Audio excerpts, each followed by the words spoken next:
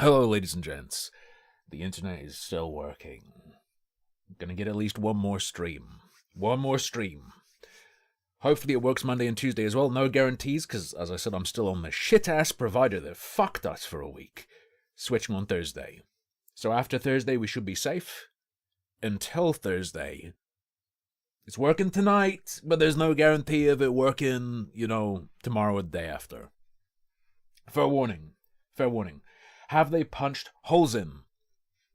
Someone's gonna come to our house and do some am I on Virgin? How could you tell? How could you tell we're on Virgin Internet? Because it's fucked up and shit. Oh, someone's gonna come and do some preliminary stuff and get the wire up to the house. And then on Thursday they drill a hole through our house and put the box in, and then I'm good to go. What cartoons am I looking at? I don't know. We'll find out soon.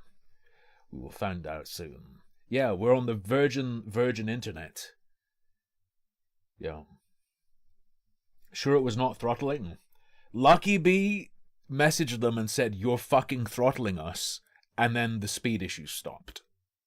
So, I'm just saying. Alright? Alright? Isn't my house on fire? The fuck do you mean?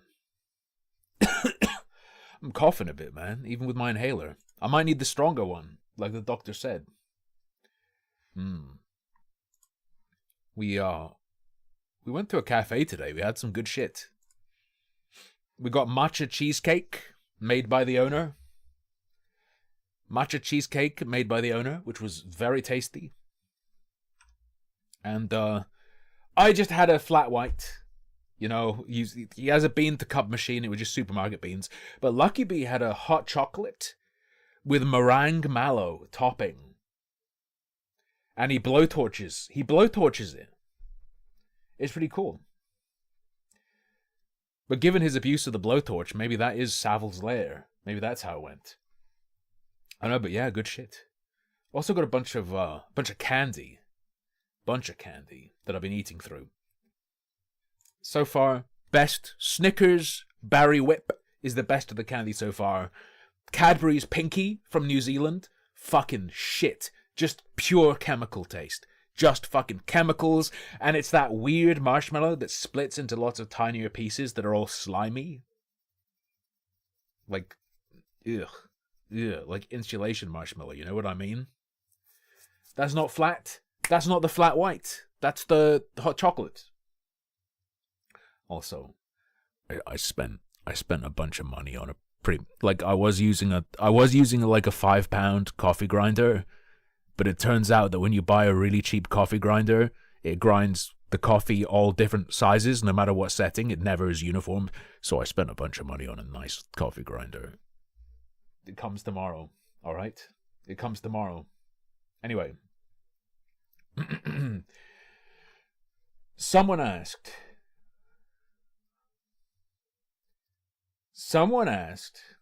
I spent the money before I got the £1,000 donation, okay? It's not that expensive, but it's certainly more expensive than the £5 Chinese grinder. Someone asked if there'd be a pedophile update. Now, unfortunately, there is. Whenever there's a lowly controversy, the pedos get really active. And they post it's fucking crazy! This lolicon stuff on Twitter, on their little pedo mastodons, they all post the same things. It's fucking weird, and it's gonna be a nightmare. It's gonna be real bad. It'll be fun to watch. But, that's not the pedo stuff we have an update for.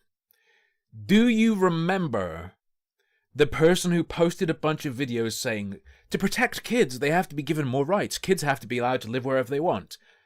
And then that person came out as a pedophile.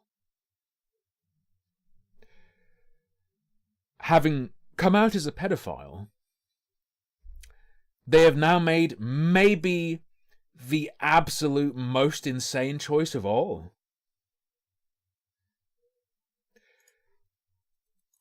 They have stopped using their little lolly character avatar. They now use their face And since coming out as a pedophile, their first 2 videos are when the younger partner abuses and for those considering older partners.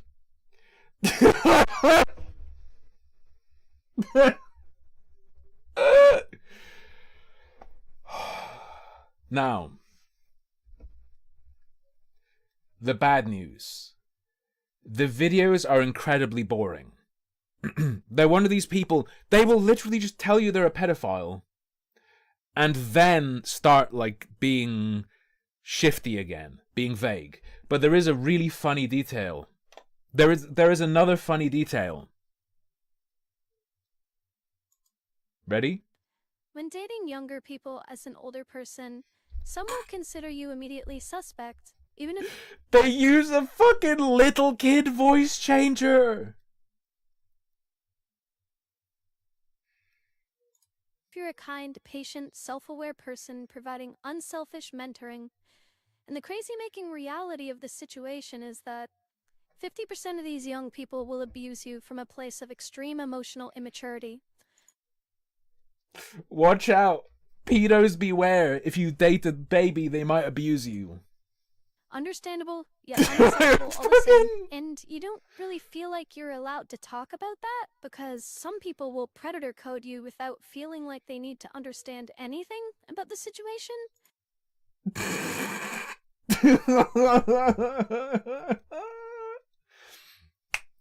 They're not mouthing it. They're not mouthing it. They are using a filter. And they share, on the other video, they share the filter they're using. That's why that's why there's latency. Yeah. Bro. It's fucking unbelievable. They do the thing, though, where they're clearly talking about underage people, but then later they'll say, like, of course, I mean age gaps in adults. But then everything they say only lines up if they're talking about kids, and they are literally openly a pedophile. I'd show you that clip of them talking about being a pedophile again, but it's risky because, like, in that video, right before they say that, there is some weird fucking cartoon. There's weird kiddo cartoons in their YouTube video. So that we don't put that up on screen.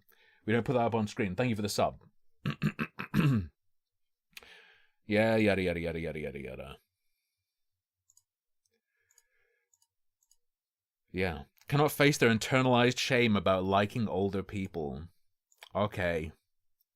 Some may attempt to portray a mutual encounter as abusive. Okay. Don't skip. I'm not going to watch it, partly because I don't want to torture my left ear, alright? Okay. Also, their Monster Girl RPG video straight up has, like, porn in it. Like hentai. Wild. What's going on with this one? So, you want to date a woman old enough to be your mother?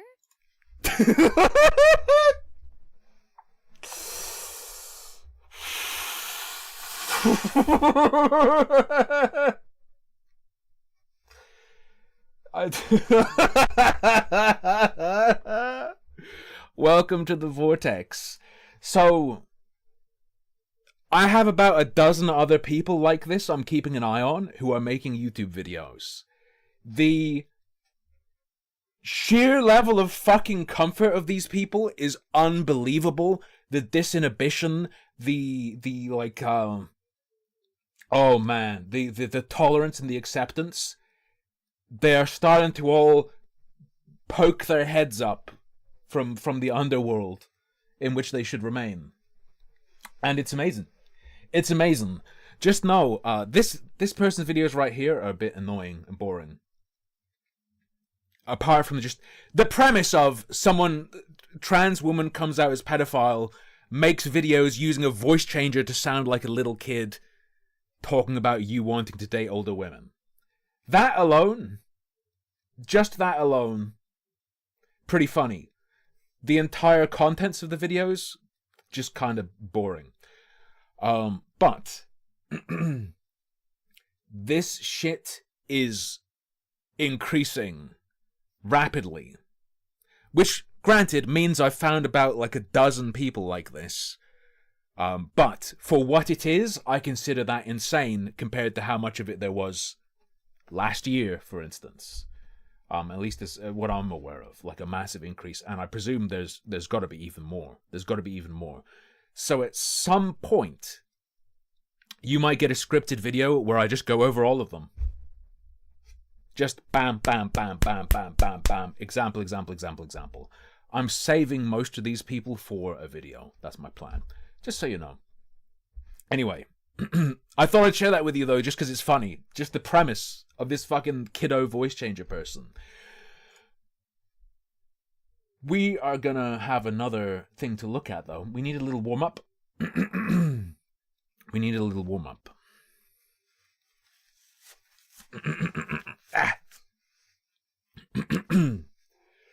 We're going to be based. We're going to watch someone based. Maybe we're going to watch someone based. I'm not sure exactly what he's doing. Yes, don't worry, censor. I've been archiving. Does anyone know who real-life fake wizard is? Because I don't. I just know that someone was talking about his video, which is called Gatekeep Hobbies. And I want to look at someone advocating for gatekeeping because I don't understand how it works. People will say, you need to gatekeep your hobbies to stop the, like, DEI woke freaks getting in.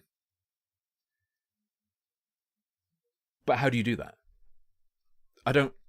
How do you gatekeep? How do you do that? What do you do? Hopefully, we'll learn here. There's this phrase I see floated around on the internet all the time, and it's usually stated by passionate people who believe they're coming from a place of... Okay, this is going to be an anti-gatekeeping video. That's probably why it was recommended to me. Alright, never mind. defense for a franchise or a fandom or a hobby that they truly care about, you know? The phrase is, gatekeep your hobbies. Yeah. And I don't want to upset any of you. You can do it in fighting games. Gatekeep it by just beating the shit out of people until they quit. But that sounds really stupid. And Bomber Goy, thank you for the Prime sub. I'm gonna be real. It sounds really stupid to me as well. Not because you want these people getting involved with your stuff and being around you, but because if your hobby relates to a mass media franchise or something, how do you keep anyone out of that? What control do you have? Like, even if you try to boycott, very, very difficult to boycott enough in protest of something to have any kind of impact. Okay, let's talk about it. Welcome to The Pondering. I am the real-life fake wizard. If this video brings you any value at all, I invite you to subscribe to... You know, you had a chance of me subscribing, but if the condition is it has to bring value to me, it's not happening. to this channel where we're posting new videos nearly every day in a time where every single So Doodle Pimp says gatekeeping is easy, just don't add stuff appealing to the lowest common denominator. How do I, if my hobby is AAA gaming, how do I make that not happen? Is what I'm saying. Not that it is, but you see people talking about gatekeeping out of AAA franchises. How?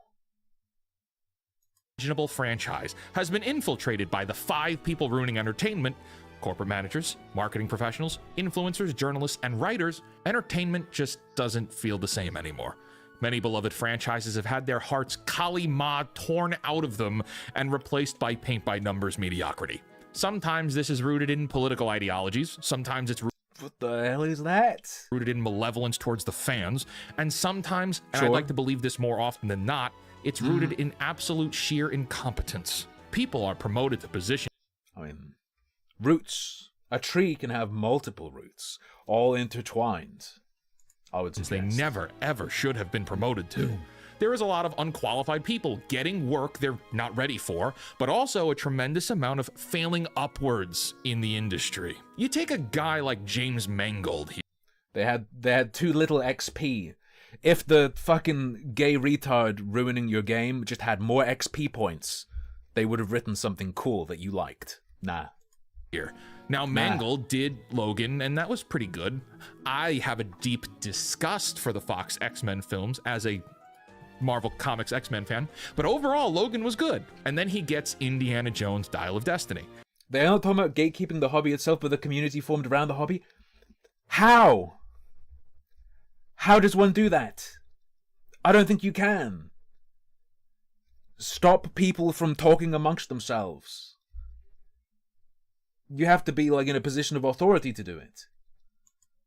And it's a complete failure in every possible way imaginable. Bullying doesn't work. At least not online. Financially, culturally, the branding was bad. Mangold even took to Twitter to argue with fans, which is never a good idea. And then, instead of recognizing this failure and someone saying, Mr. Mangold, you're done with legacy properties, go do the Bob Dylan movie instead where you're probably better suited, Lucasfilm hands him the origin film of the entire Star Wars Jedi mythos. Yeah. And then he basically says he's gonna do his own thing. Quote, I'm not that interested in being handcuffed by so much lore. Sure, the context is to explain why he's going like 50,000 years into the Star Wars. This isn't for me. This is actually talking about these IPs. I wanted a meta-analysis.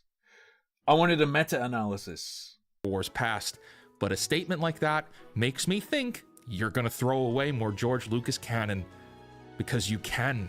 And so we get stories like this every other month or so, but for every imaginable franchise that you could think of.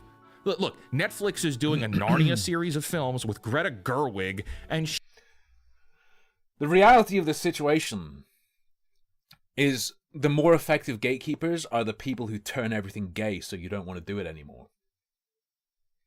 Way more effective than bullying. Watch it happen every time. She said her inspiration is based in rock and roll. Now, I don't know. Maybe if you're doing a C.S. Lewis adaptation, you read up on Christianity, because that's what Narnia was inspired by. Aslan the Lion is a Jesus Christ analogy, not Pink Floyd rock and roll. And so fans of these I'm absolutely fucking glazing over. What the fuck am I properties watching? take to social media and call out all of the atrocities committed against the things they love. A lot of the criticism on Star Wars, on Doctor Who, Rings of Power, Star Trek, they're all rooted in a love for the Goblin Enthusiast says you have to filter people with complexity. That's fucking based. The problem is, a lot of people who want shit gatekept also want to be involved in something that is as popular as possible. It's self-defeating for a lot of the people I see talking about gatekeeping. Also, a lot of the people I see talking about gatekeeping aren't smart or competent enough to gatekeep with complexity. So, franchise. That's something that's not really talked about enough. All the haters that hate on corporate media franchise product, they're only hating because of how much they care. If they didn't care, they wouldn't be talking about it at all. But True. okay, that's true. us into this gatekeeping discussion, because some of those passionate people say we need to gatekeep our hobbies. Well, what does gatekeeping even mean? According to one of the many mental health websites, But it's not. No. This is according to Urban Dictionary, which is not a mental health website. You're quoting a mental health website that is quoting Urban Dictionary. You've laundered Urban Dictionary into a... Keeping is defined as someone who takes it upon them. No, it's according to Urban Dictionary. If I quote Urban Dictionary, that's not according to me. The stuff after that quote is according to them, but Themselves to decide who does or does not have access or rights to a community or ideology.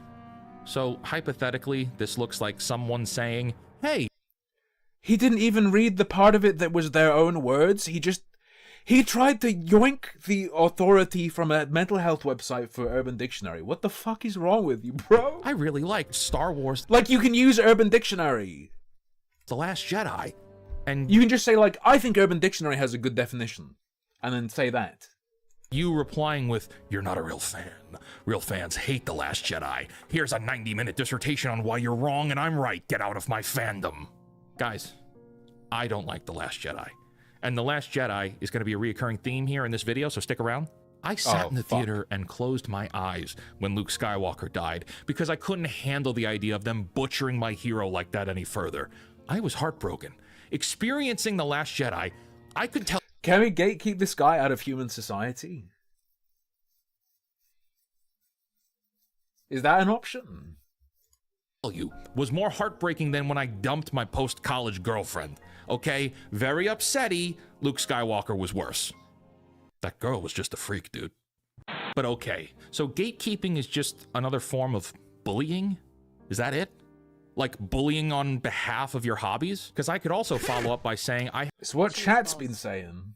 Thank you, Mycroft. A tier 3? Thank you very, very much.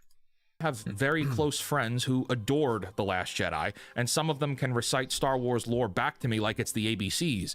And these are people who've been there for me in some of my darkest hours, like ever, like in my entire life. But because we disagree on this factor in a hobby, I'm supposed to gatekeep them?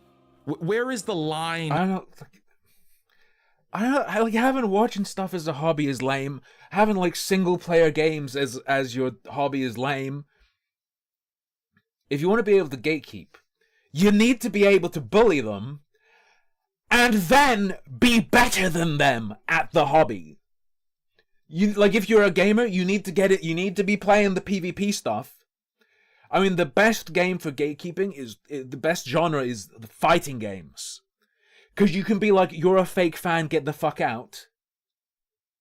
Play me first to 5 wins right now. Like, what do you do for watching Star Wars? You're a fake fan, get out. You have 1 week to write an essay, and the fans will judge who's is more insightful. Like, what? On gatekeeping your hobby. Who's the paragon of virtue to tell us what must be gate-kept? The term gatekeep your hobbies is flawed because there are no boundaries on what gatekeeping actually is, what it means, how one would do it. Then nail it down. Therefore, it devolves into a form of being a dickhead and bullying to keep people out who share different ideas than you. Hello, Phil G, the nobody. And if you've watched my channel at all, that ideology in and of itself. Oh, you like Star Wars? Give me your best Jar Jar Binks impression right now. Is the antithesis of. You like Star Wars? What's the 5th word Yoda ever said on screen? Truth. Because to seek truth is to ask questions and to be able to disagree with those who have differing opinions than you. But okay, I got you. I know where the root of this is really from. Villanilla, I mostly agree, like, you can't stop people from engaging with a hobby. Stopping them from engaging with the community, maybe if there's like an official main hub and you can ban them, but if there are enough people you need to keep out, then they become their own community for that hobby. So, are you really keeping them out? But I feel like with competitive gaming, you can hurt someone's feelings enough that they'll stay away. They'll either stay away, or it will motivate them hardcore enough that they then become the real gamer and you must be kicked out. You want to keep ideologues and activists out of your entertainment, right? Like, that's what this really comes down to? Let's bully the woke bastards out of our media? What if I told you that doesn't work? What if I told you this is a moot point? Let's bully the woke bastards out of... Lavishly Lavender says, I enjoy my media without engaging in fandom nonsense. This would also be my position, but for the purpose of engaging with the video, I'm thinking about gatekeeping. Of our media? Ours? Yours? Mine? Theirs? Whose? It's not ours at all. Star Wars is not ours. It's not yours. Star Trek is not yours. Doctor Who is not yours. Lord of the Rings is not yours. Dungeons and Dragons, not yours. World of Warcraft ain't yours. Stranger Things, definitely not yours. Pokemon, someone else's. Halo, another guy's. Yeah. This is chromosomally enriched levels of discourse. Mass Effect, ooh, trendy. Every single hobby, franchise, fandom, character, and storyline you love from any of these mega franchises is not yours to... Ooh, there's a word in there I disagree with, even literally. He included fandom.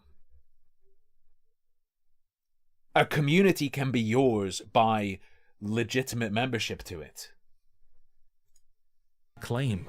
That's a very harsh reality that too many people can't accept. That's what a fandom is, isn't it? Just the community surrounding the thing. Luke Skywalker broke my heart. But there's nothing I can do to change that, because Star Wars is not mine. We're sitting together in a sandbox. You, me, and Disney. We have fun making sandcastles, but when Disney kicks the castle down because he wants to throw a fit and because he's an entitled prick, guess what? There's nothing for you or I to do. It's... Yes, there is. You can ignore anything new created. You could even just go, fuck you, I'm gonna make my own stuff. Break the law! break intellectual property law. Just continue to center everything you do around the older stuff. Fracture, create a splinter fandom. How many fucking memberships is this? Winter, thank you for the 5 memberships. Thank you, thank you. His sandbox. We're at his house, and it's the summer of 1997, and people haven't figured out that sandboxes have carcinogens in them. So guess what? No more making mud for you. His mom is calling your mom to pick us up, and when you're 40, you'll get spontaneous lung cancer from all the silica in that sandbox. That's the real experience Very of being funny. a loyal fan. Dedication to a cause where the person you're white knighting for doesn't know your name or care that you exist. They're not... Okay, the people who are like, we need the gatekeep. They're not going, we need to do it to protect the CEO of Disney. And when you sign... They are doing it for the canon, and the version of the canon they like. Because they want to be able to have a community that's on the same page, and it's the page they like. Signed up for Disney Plus, you waived your right to sue them for the lung cancer they gave you. Good luck with chemo. Ooh. That was deep. The franchises and properties that you want to shield others out from are not yours to claim. But let's talk about those activists and woke moralists that you want to gatekeep away. Would you be surprised to know that they feel just like you? No, it's a fucking culture war. Of course they feel just the same. Is this guy okay? A few days ago, the entire staff of BioWare was let go. Or rather, there may be a slight difference. The predatory ones, the ones that are coming in and want to take it over purely for their ideology and have no actual interest, those are different. There are certainly long-term invested fans who are also ideologically possessed, who are like you but from the other side. We now know that all of the writers who worked on Dragon Age Veilguard are no longer with the company. Veilguard... I got so excited for a sec. I thought he was going to say, are no longer with us. What a disappointment. Is one of the most left-leaning ideological video games ever released ever, focusing on a plotline that directly deals with microaggressions, transgender ideology, and misgendering. And it was Is that part of the main storyline? such a colossal Jesus. failure that the entire studio has been decapitated and is being re-engineered. Yes! The streets will run red with the blood of BioWare employees. Now, would you be surprised to hear that the customers who wanted those ideologies to be included in these games are feeling betrayed that these developers are being let go? Roll the clip. Because Oh, I saw this video! Medalka variate for the streamer of 50 Danish kroner Superberry. Who? Did you ever check out the whole artesian build scandal? Gamers Nexus covered it and it's pretty good. I'm aware Inside of the it. collapse of artesian builds. Artesian builds were aggressively pursuing me in my DMs, trying to get me to chill for them, and I was like, nah, I don't like the way your stuff looks. This looks weird. Also, like, I live in the UK, why would I use you? This was years ago, right? Veilguard chose to represent, I guess. I don't know. However, It's just a lot. It's just a whole lot. A lot. Because now I'm in a... Who is this, Lavishly Lavender? I believe this is just some fucking rando streamer who spazzed out over Veilguard's failure, if I remember correctly. Position where I don't think BioWare is on my side. And that's... I'm in a position now where... They're on your side, it's just that the world isn't on your side. And so the game that was made to be on your side failed. For the first time, I don't think... It's funny, because no, BioWare totally is on your side. You let them down, really. You failed them. How many copies did you buy? Only one? I think BioWare has the right intentions. BioWare is not on your side? BioWare doesn't have the right intentions? BioWare and EA don't care that you're breathing. You think corporations are on your side? They're not. No, I think BioWare is genuinely giga-queer true believers. They never, ever have been. All the virtue... But when it comes down to it, they still need the money. Signaling and ideology that was put into Veilguard may have been penned and animated by activists, sure, but they only got into those seats to do that because their corporate masters thought it was going to make them profits. Yes, correct.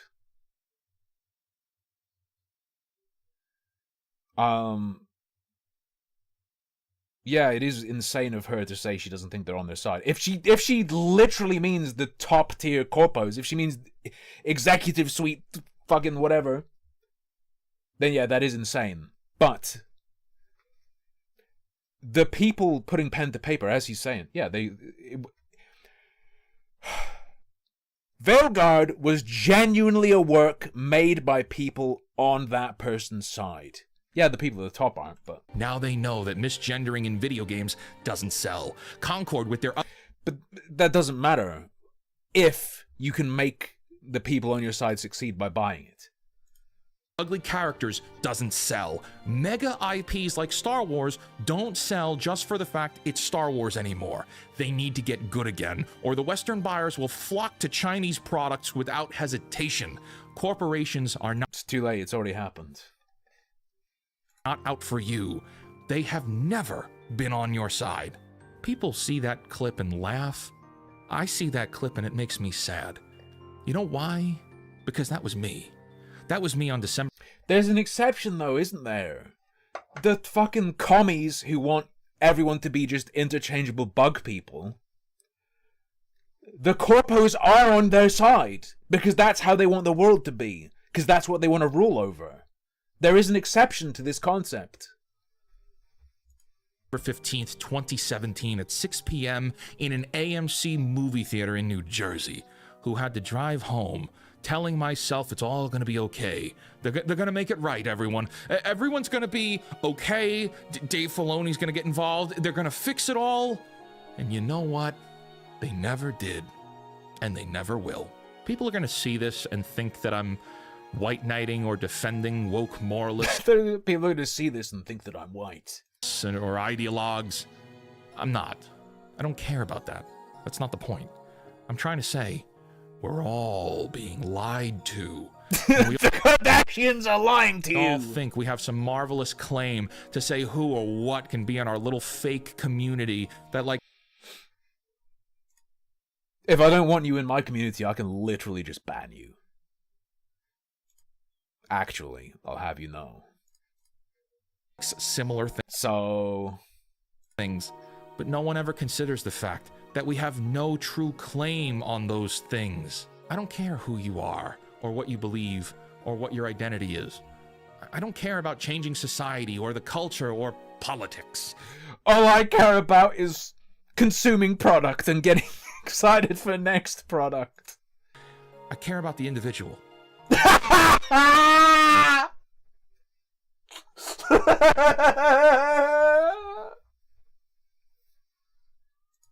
care about the person who's looking for a way to have a creative outlet. I care about the person who finds inspiration to be... I am a classical liberal. a better person because they heard a story of someone like Luke Skywalker. Right, you dumb bitch! What is better person? Half of the shit you just said you don't care about is fundamentally important to the concept of what a better person is or a worse person is. Skywalker. I care about the kid who uses video games as escapism because his life at home is a nightmare. And who the hell am I to tell them that I want video games to be a pacifier for abused children? That's how you end up with people with insane fetishes on Twitter. They're lesser than because we don't see eye to eye. You know why I love fucking Super Mario? Because I know that a kid getting his face pounded in by his father's fist will feel better when he plays it. I don't care. I like bing bing wahoo. I like jumping. I care about going bing bing wahoo real fast. Eye on make-believe that's owned by a megacorporation. If we don't like megacorporations telling us how to think and feel that we're scum of the earth for existing, it's hypocritical to do that to someone else. Choose. No. How is it hypocritical? Stop. The person described there doesn't exist. The person who's just like, I think a megacorp is bad for telling people they suck and shouldn't exist or should go away, purely on the basis that they're saying you suck, go away, doesn't exist. That someone that neutral in their and that level of autism and simply just being like, I don't like it when anyone says another person sucks, then you're hypocritical to say someone sucks. No, I don't like it when they say you suck for things that don't suck. But saying things that suck is good. It's that simple. It's not hypocrisy. Kindness instead. Disagree, discuss, make friendly. If you don't like it when Disney says you are Satan for being white, then how can you really call a murderer bad? They may never, ever, ever, ever, ever reciprocate. They may not share anything like that. They may not be friendly to you. I'm not saying that they will be. But you can sleep knowing you did the right thing. And you're going to need sleep because those sandbox carcinogens have done a lot of damage to your DNA.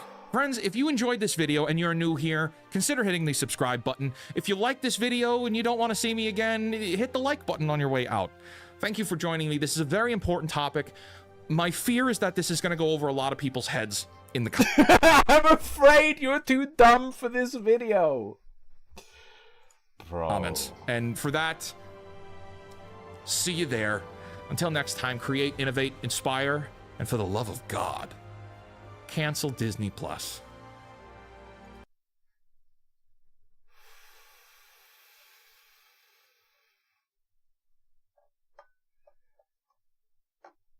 Anyway. Wow. What a warm-up. What a warm-up video.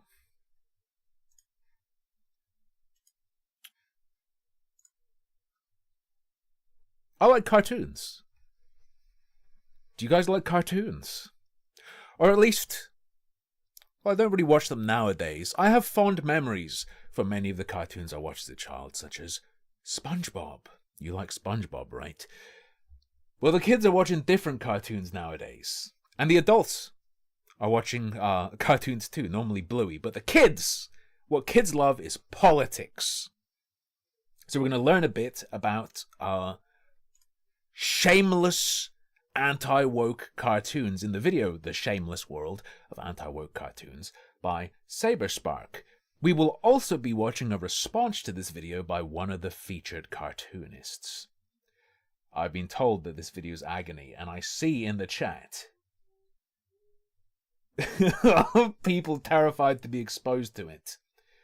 You love cartoons? Play us some. I will play you some. At least I recognize two things here. Or three. That I believe second from the right is a Mr. Bertram character. Far right is Chip Chilla. The old man on the left is from that Twitter cartoon, right?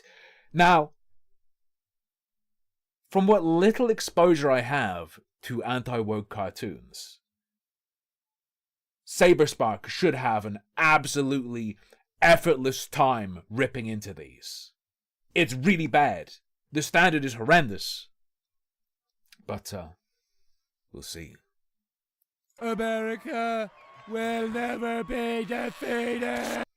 America will never be defeated! USA! USA! USA! USA! Anti-woke cartoons. One of the most god-awful... What do you think my reaction to that clip is meant to be? I'm not ruffle-mowing in real life, but I'm also not hating it or anything. It's just, it's whatever.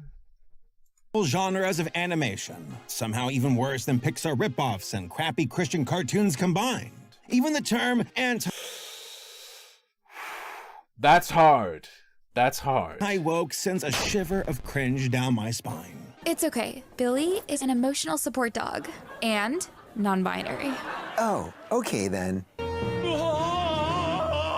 From raging grandmas who despise the libs, to showrunners that glaze Elon Musk so hard that it would make a crisp...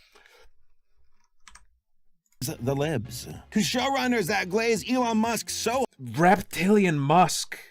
And this is, I mean, I believe this show in particular is made exclusively for Elon Musk's platform, so it's not surprising, but they have made him look like a reptilian. He looks incredibly disturbing as a cartoon here. Hard that it would make a Krispy Kreme jealous. We're going to jump into the excruciating world of anti-woke cartoons. Chip Chilla. I believe that's just non-paused Bluey. And answer the burning question, why do they always suck so much? They're eating the dog! I mean, question, why do they always suck literally just the way this looks fine to me. I could imagine seeing that on TV. so much? They're eating the dog! Now, I know that remaining apolitical That's pretty painful. is virtually impossible when tackling a topic like this. But just keep in mind that my primary concern is the overall merit of a show. Characters, writing, voice acting, animation, artistic intent, and overall quality. Or lack thereof. So, take a deep breath, and let's dive into the world of anti-woke cartoons. Hank Hill. Will this be on YouTube? Maybe. We'll see. Now that you've asked and I've acknowledged the existence of YouTube, I probably won't turn this into a highlight no matter how many funny things are said.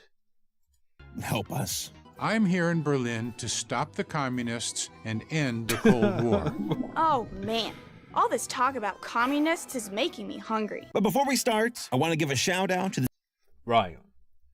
In his list of criteria, did he consider target audience?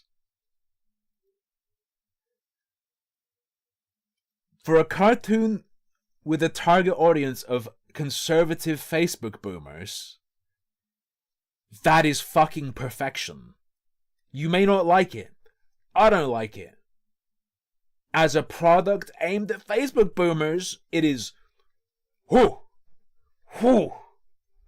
This video sponsor, Ground News, an awesome news aggregate for your convenience. They're an independent app and website that's basically the antidote to the echo chambers of big... This is triggering my PTSD. I have so many coffee grinding woes. Tech. You know, the one that keeps us stuck in. Just take Meta ending its fact-checking program, for example. Instead of feeding you the same one-sided takes, Ground News compiles thousands of news sources every day. Organizes them by story, and ranks outlets based on political bias, whether they're independently owned or corporate funded, and even how reliable the reporting is. Then, do boomers watch cartoons? Boomers watch fucking PragerU, yes, regardless of what they put out. I would suggest a cartoon put out by PragerU targeted to children actually has to appeal to boomers. you can compare coverage and understand why right-leaning Center Square sees this move as some... political content for a younger audience still has to appeal to an older audience more than anything else. It's like how dog food is marketed to people, not to dogs. Return to free speech, while CNN warns it's actually a free pass for disinformation. And their nifty features don't stop there. Ever stumble upon a crazy story and think, why is no one else talking about this? Or worse, you find out about it through a meme. That's where Ground News Blind Spot feed comes in. It highlights stories the left and right are ignoring, so you'll never feel out of the loop on what's actually happening. And trust me, in a world where free speech is being This advertising is weird. I don't like this advertising because you'll never feel out of the loop. Maybe I should feel out of the loop. What if feeling in the loop is just its own form of bias? Its own vulnerability?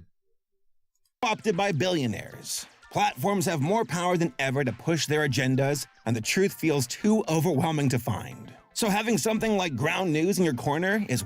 Right, thanks for that commentary. Why should I trust Ground News not to do a bit of jiggery pokery on my very perspective on information and sources of information? Worth it. And here's the best part of all. You can try it out for less than the price of your next latte. Head on over to ground.news/Saberspark. You don't know fucking anything about me and my taste in coffee. You have no idea how expensive a latte I want is, brother. And get 40% off the same Vantage plan I use. That's just $5 a month for unlimited access to features giving you more Hold up. So that's a... Okay. Control and more transparency. The link is also down below in the description. Thanks to Ground News for partnering up with us for this video. And now, back to the video. Tim will give up coffee in a few weeks? I've drunk coffee my whole fucking life, brother. It's chiller time! So before we get into this list of excruciating cartoons, let us attempt to define what... Sex Freakman in the YouTube chat. Yes. The actual service being offered is the feeling of being in the loop and unbiased. Yes. Yes. It's lifestyle brand shit. What woke means. Yes, it's a plague. Unbiased is as much of a plague as authentic was. I want authentic influencers. I want unbiased sources of information. You don't actually. You want to feel like what you're looking at is unbiased. It's like an aesthetic of unbiasedness. The aesthetic of balance. Doing this. Sit down. Let's just do this thing. It started off as a turn of phrase coined by Black Americans in the 1930s. The term woke was intended to highlight systemic and racial injustice within society. So to stay... The term woke was intended to highlight... Woke... I don't think it was. I don't think it was made in a fucking lab. Encouraging other Black Americans to be attentive and aware of socially relevant issues. They started using it to describe this. They didn't mix chemical X, sugar, spice, everything nice, and then woke came out, and that was the result of their research into a word that could have that effect. No. Fast forward to the 2010s, and the term now includes other marginalized groups, like LGBTQ+. But because some people suck, the term that was intended to be a left-leaning rally cry became appropriated. Intended? Was it? Do we have evidence that it was intended to be a rallying cry?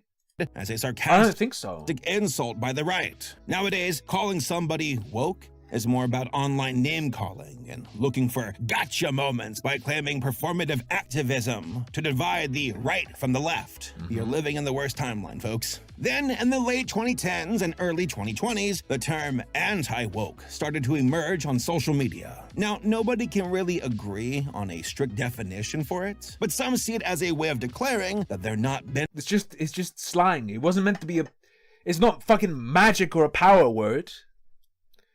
It's slang. To attack your opponent, you take their slang away from them. You take their terminology away from them. It's not, the word itself isn't like fucking magical or important. The knee to the libs, while others see it as a way of subconsciously admitting that they're a bigot. So, what is the criteria of an anti-woke cartoon?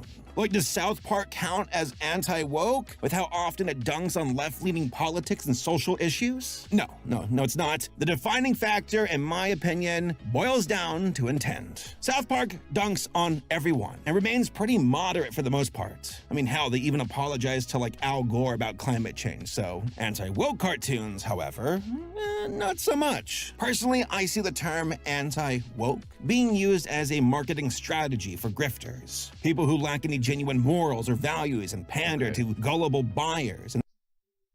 I think Ben Shapiro has very strong values that it's dangerous to describe. In order to give them a false sense of superiority. Picture of like Count Dooku in the Star Wars book, you know the one. These cartoons are clearly entrenched in right-leaning politics and are about as subtle. Sounds like they have a bedrock of a particular set of values, though. As a hurricane. There's no nuance, there's nothing clever, just dunking on the libs. Now, does it have a foundation of a certain set of values or not? He's literally sentence to sentence going back and forth on what it is. Well, that's not to say you can't take other. If it is just about dunking on the libs, it wouldn't necessarily have be entrenched in right-wing values. And then you already said it's anti-woke is about having no real values, but if it's fuck me. Their political ideologies to task, but at least back it up with a modicum of effort. Instead, the majority of these cartoons don't have an ounce of respect for the intelligence of their audience. Every argument and point they touch on is spoon-fed and blunt to the point of being insulting. I want to say the N-word. I want to say, N-word, are you serious? But I can't. I'm shackled by wokeness. What am I watching? What the fuck am I watching? What are you? It's purely reactionary, based on farming as much outrage as purely reactionary. Right, okay, what does he mean by that? I would suggest if it is reactionary, it has a firm basis in a certain set of values. But I think he means, like, reactive. Can get from an audience. Not reactionary. You see? I'm the... What he can get from an audience. Okay, he's using a fucked up definition of reactionary. Okay. Chad, I'm the Nordic gamer, and you're the virgin with the weak chin. Yeah. So, Opsby, I agree. Of course it's outrage farming. He keeps presenting it as if it is one thing or another, and states that thing is mutually exclusive with other characteristics, and then says it has the characteristic it didn't have. He's just said it didn't have. I'm buying my crypto coin. That is totally not a rug pull scam. Yeah, I'm already waiting for Normcoin or something, but hey, could be worse. Like, could you imagine, let's say, like, the president launching a crypto scam? Like, that would never happen. What is reality anymore? So when it comes to shows like American Dad or King of the Hill or hell, even the Flintstones, sure, these main characters can seem conservative coded, but it's not in a way to exclusively bolster right-leaning ideologies in the same vein. I would suggest bro on screen is a little bit more than coded. As the new norm, or Mr. Bircham, there is a... I forget what his name even is. What is his name? Big difference. Because while one approach has... Stan. I wanted to say Stan, but then I was thinking it was wrong. Staying power? The other... Guys, I'm thinking Stan from American Dad might, you know, be stereotypically conservative. Maybe, like, a bit. There is doomed to be forgotten about in a week because there's no substance. One is and there's something regarding that hits kind of weird when I watch the intro to American Dad. I think patriotism might be being made fun of a bit in that show. Satirical and even keeled, while the other is just an axe to grind. Oh, by the way, get ready for a lot of King of the Hill references in this video. Hank is like the perfect foil for the shows we're about to cover. Once again, artistic intent is everything to me. I can at least sometimes everything? Respect a creation if it has a backbone in some capacity. But for these cartoons, well, it's hard to respect sellouts and grifters who occasionally... That's insane. Why have cartoons then? Why have any art? How exactly did he fucking phrase this? Oh, by the way, get ready for a lot of King of the Hill references in this video. Okay, whatever. Hank is like the perfect foil for the shows we're about to cover. Wait. Once again, artistic intent is everything to me. Artistic intent is everything to you? Then why even... There's no point in making art then. If the intent is everything, all you need is dull, grey prose of someone telling you what they feel and what they think. Just have people write their opinion. Why have art? What's the point? If intent is all that matters... I can at least sometimes respect a creation if it has a backbone in some capacity, but for these cartoons... What if it's not... Look, I'm not suggesting that any of these shows are that. Why not be like... This perspective is weird because it's like... Let's say I cared tons about the moral value of the intent behind a piece of art. And I stated that. My next comment would be, but I can respect, maybe technical excellence, beauty, so on and so forth. Well, it's hard to respect sellouts and grifters who occasionally fall into the realm of propaganda, creating entertaining stories and characters. Why can't propaganda be good? Check out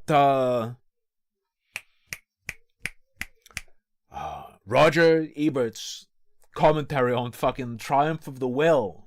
Characters come second to creating hyperbolic noise in order to pander to viewers. And as you're about to see, most of these anti-woke... I'm an orange, exactly!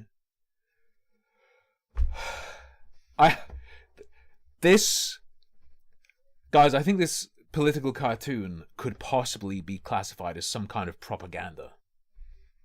Is that some fascist shit, Tim? Yes. Cartoons are a flash in the pan, will not stand the test of time. It has been years since King of the Hill went off... I don't think it's meant to. ...off the air, but many people remember it fondly. But that will not be the case for what we're about to cover. Oh, look. I thought with Old Glory over your head, you might feel a little more pride in being an American. My shingles! All right, let's begin with a show, quote-unquote, called The New Norm. Not to be confused with Norm of the North. Can't believe I'm saying this, but one is objectively superior to the other.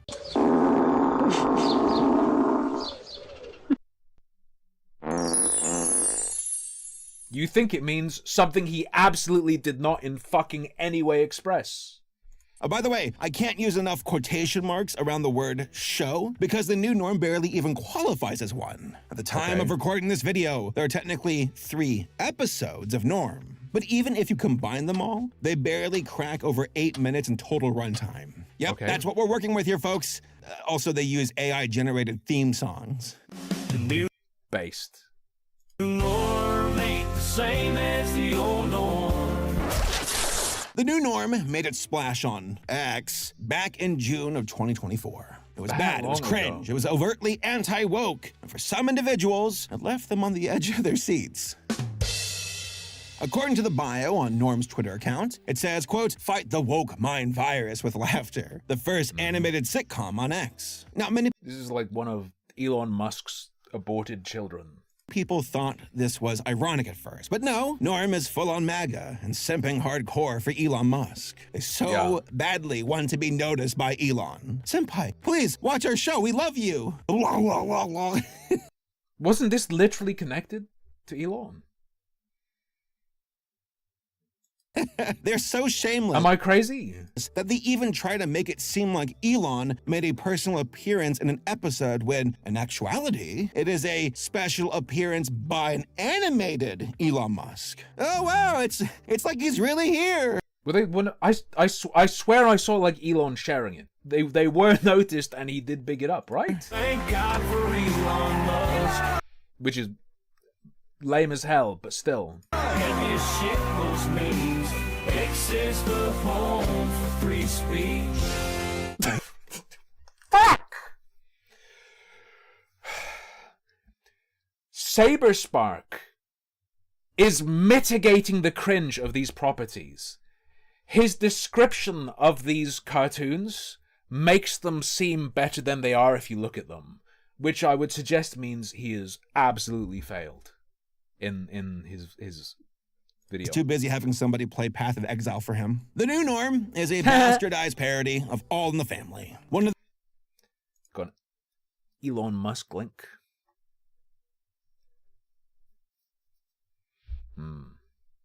I have indeed seen that little comic.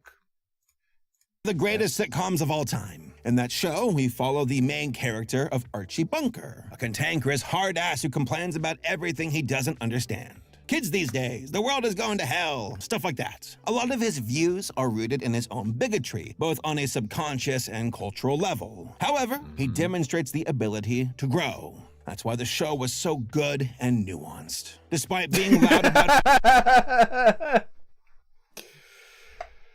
his prejudice, Archie... So good, so nuanced, so authentic, so unbiased.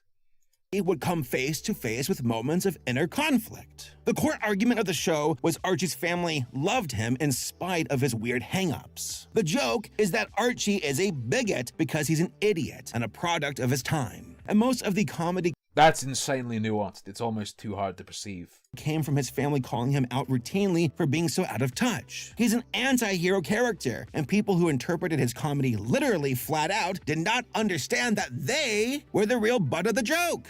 I think that, Oh, man.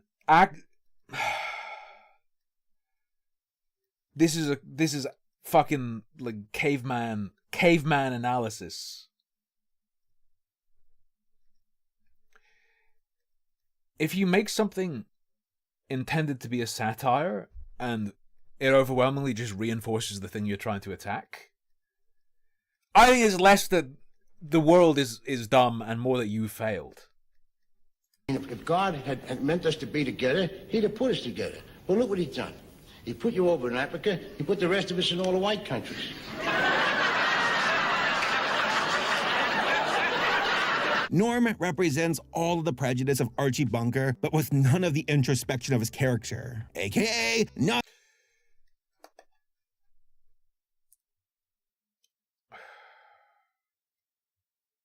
Is this a guy who does not take audience into consideration whatsoever?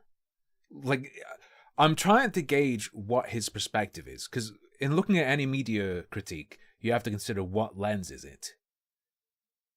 And yeah, I guess he genuinely does only care about intent.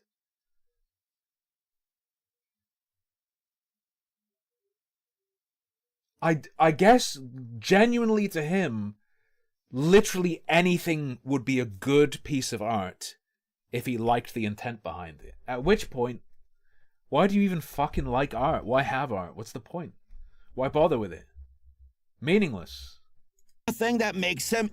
Sex Freakman, he told me that, but I didn't believe he'd actually be that much of a, I don't know, machine. Interesting. It's your fault I got house arrest. I doubted his soullessness. Shame on me. Shame on me. He told me what he was, and I didn't listen.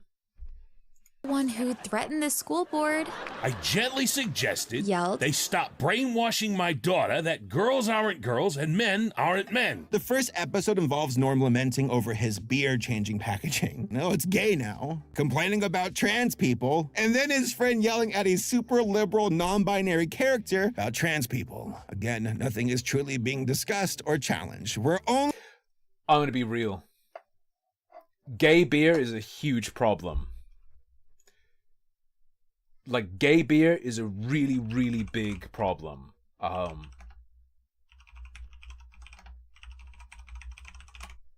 Let me show you something. Let me try and find it. I think it's this brand. Are you over the age of 18? Yes. Neat Shogun fed the streamer $20 Oh shit, thank you, brother. YouTubers are unwatchable once you realize every one of them, every single one, has some kind of repetitive lilt to their intonation. Replace them with AI and there is zero difference. There are people who want that, though. There are people who get addicted. I don't know how to explain it. Where is what I'm looking for? I want to show you the gayest thing you'll ever see in your life. It's not that. Is this gonna do it? It might not even be this fucking brand. I'm pretty sure it is this brand, though.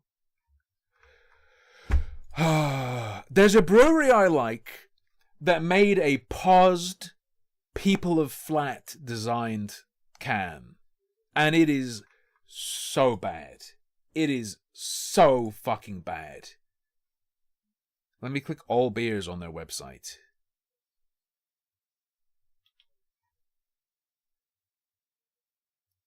Hold on. Hang on. Ah! There it is! Kill it! Hang on. Look at this shit. Look at this shit. If you drink this beer, you will get AIDS. Look at this. Gay beer. This is the worst. It's so bad.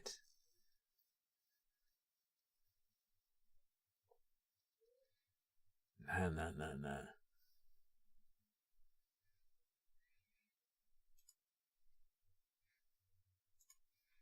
Here to complain. I just want normal beer. Then Elon Musk shows up at the end and they glaze up X as the home of free speech. Yes, the website that is owned by a multi-billionaire with obvious political and financial motives that removes your blue check mark if you piss him off. It's 100% fair. And is doing this out of the goodness of his heart. Also, folks who are interested, I have a bridge for sale down in the description. Click the link. It's at givememoney. Fed the streamer a $5 Hello. superberry. Media subversion is often similar to a magic trick. True. Call attention to one thing so you can slip something else into the discourse under the radar. Indeed. .org. I don't understand. You're black. It is true, if you have faith in authority to provide you free speech, you're a fucking idiot. But it is not restricted to Elon Musk whatsoever. Did that just Black Whisper? The second episode of Norm is about the election and how both respective sides are boarding rocket ships. I hate this show. In case their candidate loses. Immediately, I started suspecting the use of AI for generating the designs of the background characters. You got like this Peter Griffin looking character, another guy who looks like he's from The Simpsons, and then I have no idea what's going on with this guy's face. Now it's possible. They did make Trump look like an aging socialite who's had too much surgery. It's not AI, because not everything that is bad is automatically AI. But if a certain group of creators were to use AI, yeah, it would be them. I mean, they have used it before with like Elon Musk, like raising up AOC. I can't believe I said that sentence. God, I hate everything. In this episode, Trump and Elon show up and get shot at by Hillary Clinton. And then Putin blows up. And then Elon and Trump are partying in space with a Dogecoin dog. By the way, all of this happens over the course of 2.5 minutes. Your side. Have you ever seen a cartoon in this style before? Sounds... A load of wild shit happens really fast. Yeah, have you seen Family Guy? It's dogs and cats. Our guy just sings about it. They're eating the dog. I'm not suggesting it's good, but it's pretty typical. Then there's episode 3. It's even shorter than episode 2. And it's clearly not a characteristic it has because it is anti-woke. Right? I don't think those characteristics are connected to its intent as propaganda either. It's connected to its form, its genre. sides are fighting, and the mom is like, well, we got one thing in common. Now your side hates Jews. Your side hates Jews. No, your side hates Jews. Your side hates No, Jews. your side hates Your Jews. side hates Your Jews. side hates Jews. Your side hates Jews. Jews rock, to be clear. It's kind of funny because at the end, the writers imply that no matter who wins, both sides will lose, which is surprisingly moderate for a right-leaning show. But the joke they're going with here is actually a direct reference to the Yeah, War Games. The only winning move is not to play. 1983 sci-fi thriller movie War Games, starring Matthew Broderick. Basically, he's a computer hacker that accidentally almost starts World War III by accessing a US government supercomputer that makes simulations of Is bro not going to say anything about Jews or Israel? nuclear war against Russia in the 80s. It's sort of complicated. You can mention it and talk about it. It's pretty clearly extremely relevant to what you just showed us. But the short version is that to stop it, he eventually tricks the computer into playing tic-tac-toe against itself endlessly. The games keep ending in draws, showing the futility of war, and the computer learns that the only long-term solution is to not play. It's a deep cut to the only long-term solution is to not talk about Jews ever. use on a show with as little effort put into it as this one. Like, I was hoping that maybe, just maybe, that the new norm was playing us for fools and was Saberspark, what was the intent? And what was the message behind that segment you just showed us of the cartoon? Are you going to talk about it at all? about to catch us off guard by denouncing politicians and the rise of the working class. That regardless of political party affiliation. Saberspark, they were talking about Jews and people's opinion on them, and trying to brand each other as being on the side that hates Jews.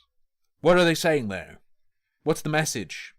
Only winning move is not to play in anti-Semitism. That we're all being suckered. But no, it goes into a shameless beer cozy commercial self-plug.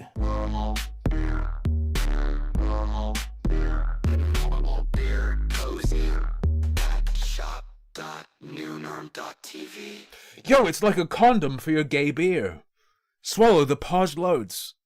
Okay. I'm Norm. I like normal beer. Buy my beer cozy. Trans people. There hasn't been another episode since the 3rd, but apparently the next one is about farts? I don't know. I don't know. But the account's rhetoric has remained firmly in the MAGA Elon Dick writing camp, so they can sling their own merch and pander to buyers. Moana 2, it gets a not woke of approval from Norm. Ooh, Disney's back, baby. Thanks, Norm. I really appreciate your Disney review. Overall, Norm is a shameless bastardization of Archie Bunker and only cares about its grift. Their quality is awful, they have no true values, and they only want to sling gay beer cozies and affiliate links for their pillows. Yeah. And what did they say about Jews, Saberspark? Or if you're more comfortable, what did they say about Israel? Why even include that clip if you're going to pretend like you didn't? What is this? Call that a pillow, Norm? Well, conspicuously missing commentary. This is a pillow. Oh, this is beautiful. Next, we got Mr. Burcham. Now, I talked about this one on the channel before, which is the case for a few more cartoons on this list. So the conservative propaganda show had a segment where the right and left were yelling at each other that each other hates Jews, and then it was like, the only winning move here is not to play. And Saberspark viewed that as a weird sign that they were neutral. Holy fuck. Saberspark is lobotomized or something, I don't know. But I got something new to mention for this time around. For those who don't know, Mr. Burcham is an adult animated conservative family sitcom. I'd imagine it was pitched as Never, ever, ever, ever say anything bad about Jews or Israel. Everyone has to love it. Wow, I guess this show might be neutral. It might just be a regular cartoon after all. It's just like everything else on TV, actually. Whoa, Family Guy. Come on, honey. Men are like bears. You have to let the bear hunt for his food, or he'll forget how to hunt.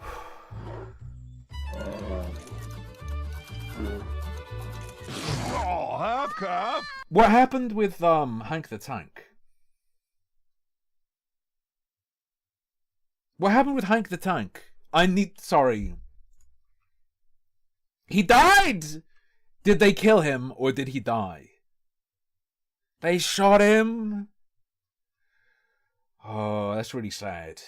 He broke into... Yeah, I get it, because they kept trying to save him. No, her. Hank turned out to be a chick, right?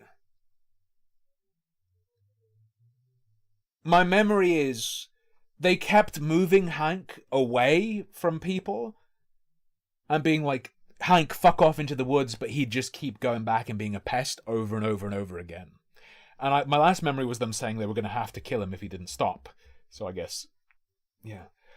Why is he Hank? He's Hank because they thought it was a he for a long time, but then it turned out he was a she. Our main character is Richard, who is voiced by Adam Carolla. Yeah, remember him? The guy from The Man Show? He was a thing. You're at a strip club and one of the Bettys just told the bouncer you gave her the magic thumb.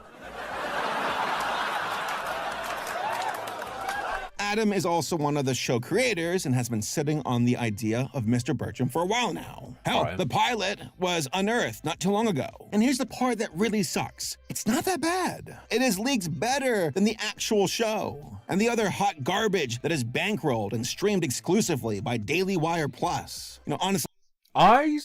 You said hot and showed the face of the woman that looks like Ben Shapiro. I think that's a little Freudian slip in your editing. Thank God they were paywalled, because any decent network wouldn't touch these shows with a 10-foot pole. I take that as a grim reminder of things to come. We got the hot wife, the loser son, the snappy daughter who is like this little reaffirming companion for Bertram, who also hates the libs. And then we got Bertram, a cantankerous woodshop teacher who is in a constant state of, kids these days, I hate the government, I hate technology, I'm angry at everything. The grumpy dad character...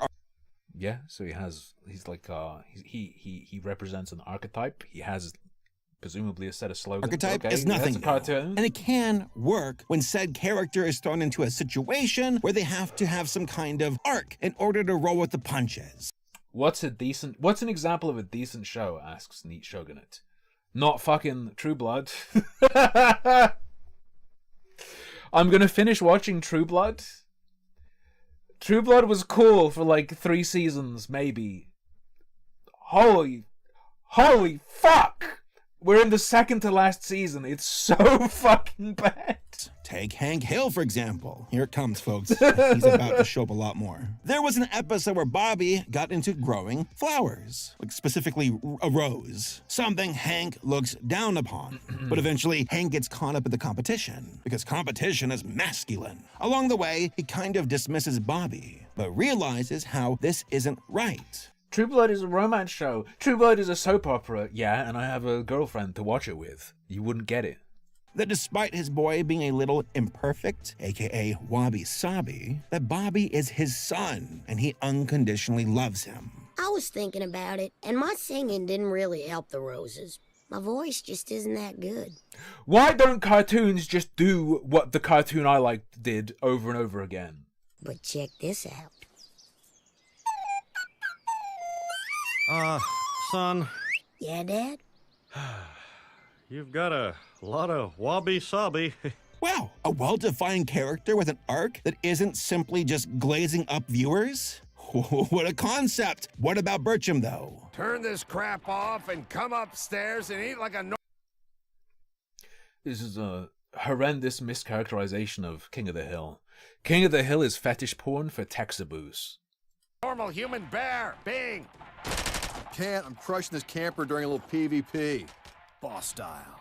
PvP? I thought you could only get one of those if you had a girlfriend. Yeah, it's the complete opposite. The stories feel like those ridiculous Facebook posts with those people who are like, I owned the libs and strangers applauded me. Yeah. Yes. Who's the target audience? I'm gonna tell you, bro. The target audience, big deal, big important. Like that happened, right? Bertram doesn't have an arc. And even worse, he's not entertaining. Like, I don't need... To you. I don't know, man, it's like reviewing Coco Melon without acknowledging that it's for babies. Need an arc, but at least be funny. I used to bring home the bacon. Pretty soon... Which, I mean, you can do. But you have to yourself be funny. Like, you can smash it in, like, you can do a Maddox Your Kids Art Sucks type segment You can't do serious critique like this and not acknowledge target audience. Thank you, Toy Detective. Tim, watch True Detective Season 1 when you get time. True Detective. Also, when do you get so mad about subs and donations when you are making reaction YouTube slop?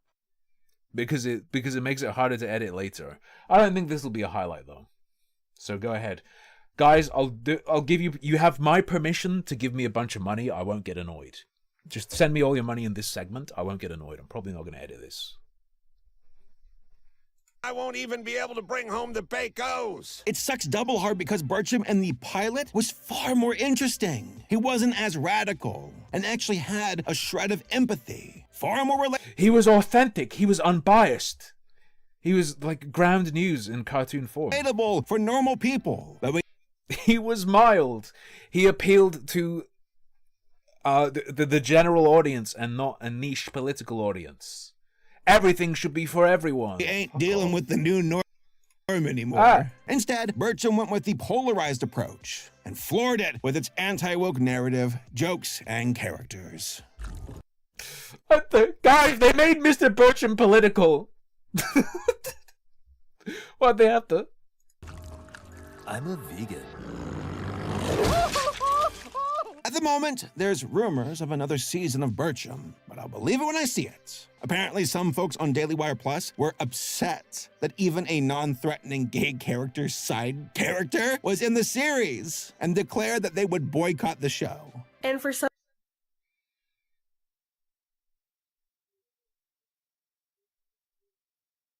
They're nega you. They're nega you. Bad because conservative. They're like bad because queer, which means left. some of you, like, that's fine enough. But I'm not going to tolerate that character. I'm just not. I won't be around it. Well done, Bertram. You played yourself. Cartoon gays on my telebox. Next, we got Chipchilla, the infamous conservative Bluey ripoff. This, too, is also under the Daily Wire Plus streaming umbrella via Benki. Now, as far as anti-woke cartoons go, I wouldn't say that Chipchilla is one of its... They drew that man with AIDS-infected blood right onto the animation cell. Strongest soldiers. If anything, it feels more like a casualty since it's lumped into Daily Wire Plus. I'll explain. First off, the show is about a family of chinchillas, one of the cutest and fluffiest rodents ever invented. They go fucking... Chinchillas rule. Chinchillas go fucking... Pya! And jump real high. Sadly, these... You ever seen a chinchilla jump? Characters... He likes this show? Yeah, he likes it because the other shows are for conservative adults. For conservatives, bad, not on his level. For adults, bad, not on his level. Show for conservative children is at least for children, so he enjoys it. Barely look like chinchillas, but I'm willing to let that slide. Like if Jiminy Cricket gets a pass, then by God, I think that's fair here too. What I don't like is Rob Schneider, the voice of the father in the show, or he once was in season 1. Now, as far as merit goes, he doesn't do a bad job voicing his character, but it isn't anything to write home about. What I don't like is how this is another case of a comedian team-switching politics and riding the anti-woke bandwagon and... I don't like that a comedian switched teams. My problem with this cartoon is that the comedian voice acting for it means it's an example of an entertainer team switching. What the fuck? Who cares? In order to get a new audience. Adam Carolla did this, and Rob Schneider especially did this. Why? Money! Again, to be fair, Chipchilla isn't... Yeah, but so? ...overtly political, but it does have some slight undertone. You're fucking retarded.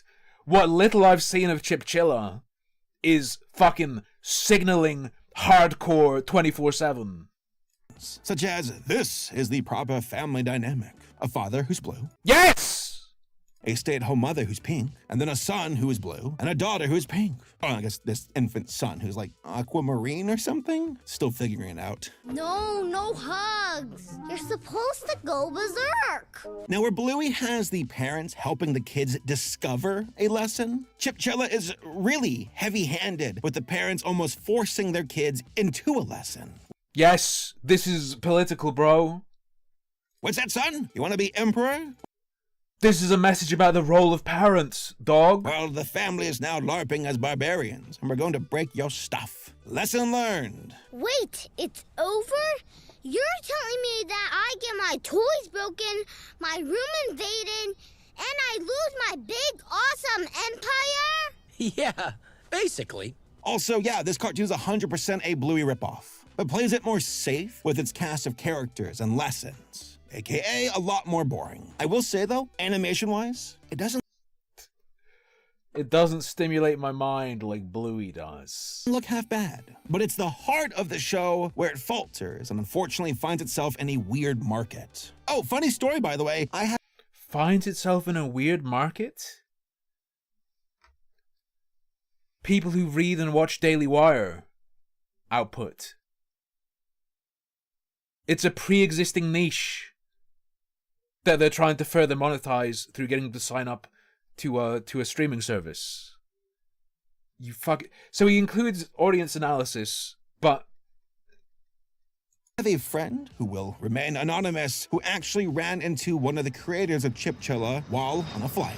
My friend saw from the corner of their eye some like Chipchilla stuff on the guy's laptop and was like, "Are you an animator for the show?" And the guy was like, "No, I'm a co-creator." And it was Eric Branscombe. My friend was wearing a blue jacket and was like, "Yeah, I never watched Chipchilla before, but I heard of it because," and like gestured at their jacket. And Eric laughed and went, Jesus Christ. was like, "Yeah, right." It was like, haha, wow, so what mental disability do you have? Yeah. Now, for what it's worth, my friend said Eric was cordial and nice, so that's at least a good thing. Too bad the shows he's associated on, Chipchilla and Mr. Bircham, are stuck on such a backward streaming service like Daily Wire Plus, but hey, play dumb games, win dumb prizes. Stuck? Right to the head. Other shows on Daily Wire Plus include Kid Explorer, which is like this variety.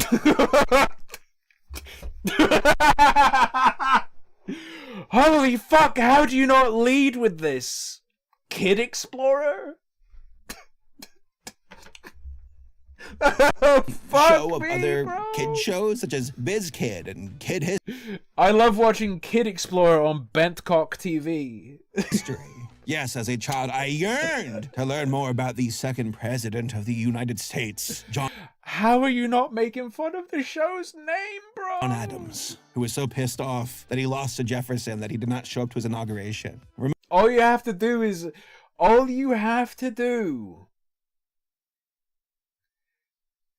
edit the poster, keep everything else the same, but replace the kid with Epstein, and they're owned forever. They're owned forever. The Kid Explorer. Reminds me of somebody. That's all you, Saber, that's all you had to do! Some kid bumbling about John Adams would compete with Fortnite and Roblox. I know it will do the numbers. Before that, he was the vice president to George Washington. Then there's A Wonderful Day with Mabel McClay. Like, I don't... Saber, brother, can we be real for a second? The point of all this isn't to be good. It's to instill values in the children of people who have subscribed to this service. And it's values that the creators know they have because it's the streaming service for a pre-existing little media empire. I feel that critiquing it the way it has been critiqued so far is missing everything that matters. Hey. Taste cold stew, villainous vacuum. You are vanquished. I, the vacuum cleaner, have been defeated. Normal men. Huh. Next we got Prager. Ew! Yes, unfortunately, there are full-fledged anti-woke cartoons from this hyper-conservative organization, which, fun fact, is not even a real academic institution. Really? I'm just hearing this for the first time. So yeah, take what they say with a grain of salt. I want mommy, I want milk, I want to be held, I want to be comforted. And if you do not do all these things immediately, I will ruin your life. First, we got Leo and Layla. Now, I've covered this before on my channel, and this cartoon is downright insulting. You have the titular Leo and Layla. Political media wanting to get to children? Why would they do that? That's crazy. Two siblings who share the common trait of having no soul. Episodes usually start with some kind of problem, and then they go, hey, I bet historical figure could help us. Oh no, I need to learn about financial responsibility. I guess we should get lectured by Adam Smith. And by the way, quite a few of these cartoons feature Adam Smith, which checks out because he's the father of capitalism. Yeah. So, greed is good. No, Leo. Self-interest is different from being selfish or greedy. It means doing what is best for yourself will lead to rewards for everyone. But what about Columbus? Feels kind of weird during Columbus Day. Let's go talk to him. Thank God he's so... The message kids are going to take away from that is not going to be the one you want them to, though. I feel like critiquing it in terms of the message kids will likely take away would be so much more relevant. Believed that slavery is abolished, even though he was a slave trader. I'm sure he was just a victim of circumstance and did not cut off the hands of slaves as a punitive measure. What about President Grant? Ah, yes, I must learn to be a grateful victor. The general who essentially won the Civil War tells us about his empathy and clemency towards the Confederacy. I knew how I would want to be treated in defeat. I wouldn't want to be gloated over or humiliated. I knew I had to lead by... Why does he have AIDS marks? ...by example if I wanted my men to behave the same way. The Southerners were still our countrymen, and it was important to be respectful in our victory. Excellent. That's actually historically accurate. Now, do we hold those same standards to modern presidents about being, gracious victors and not bragging? The heckin' cartoon was not harsh enough on Trump. Nope. Leo and Layla is a bunch. What did the show... Sorry, hang on, Saberspark. What did the show say about Trump? Of revisionist history that downplays the bad stuff and uplifts the good stuff. History requires balance. It's a fucking conservative shill orgs cartoon. What the fuck did you think it was? Above all else, transparency, because those who don't learn from it are doomed to repeat it. You can't just cherry pick your morals and values. That is... If we don't teach a 2-year-old about the Holocaust, it's gonna happen again. It's intellectually dishonest. You're a crazy... This children... Bro, you're critiquing a children's cartoon for being intellectually dishonest. Analyze yourself. Analyze your fucking life right now. Stop. Pause. Think about what you're doing. You just explore, and you've given me a lot to think about. Thank you, sir. You're welcome, kids. Now, let me lock you up and show you to the King and Queen of Spain. Then there's Otto's Tales. First off, the main character, Otto, looks like a little old man. Hold up, that cartoon might rule. Boy version of the founder of PragerU, Dennis Prager? Coincidence? Maybe. The show itself is primarily a storytime show that fluffs up American values. Very pro-patriotism. There are the occasional benign episodes of the series, like, let's go meet a librarian. Or, oh my god, what? This show is fucking evil. It says America's good. Saber, I think you might have your own... I think you might have your own set of biases. Why is it always Columbus? Why go up to bat for this guy? He isn't worth it. Can we please pick a different plot? Look there. America bad, librarians good. There, said Dennis. What's that up in the sky? It was a plane flying low that should have been high. The plane hit one of the towers in a fiery flash. There was a huge explosion and a very loud crash.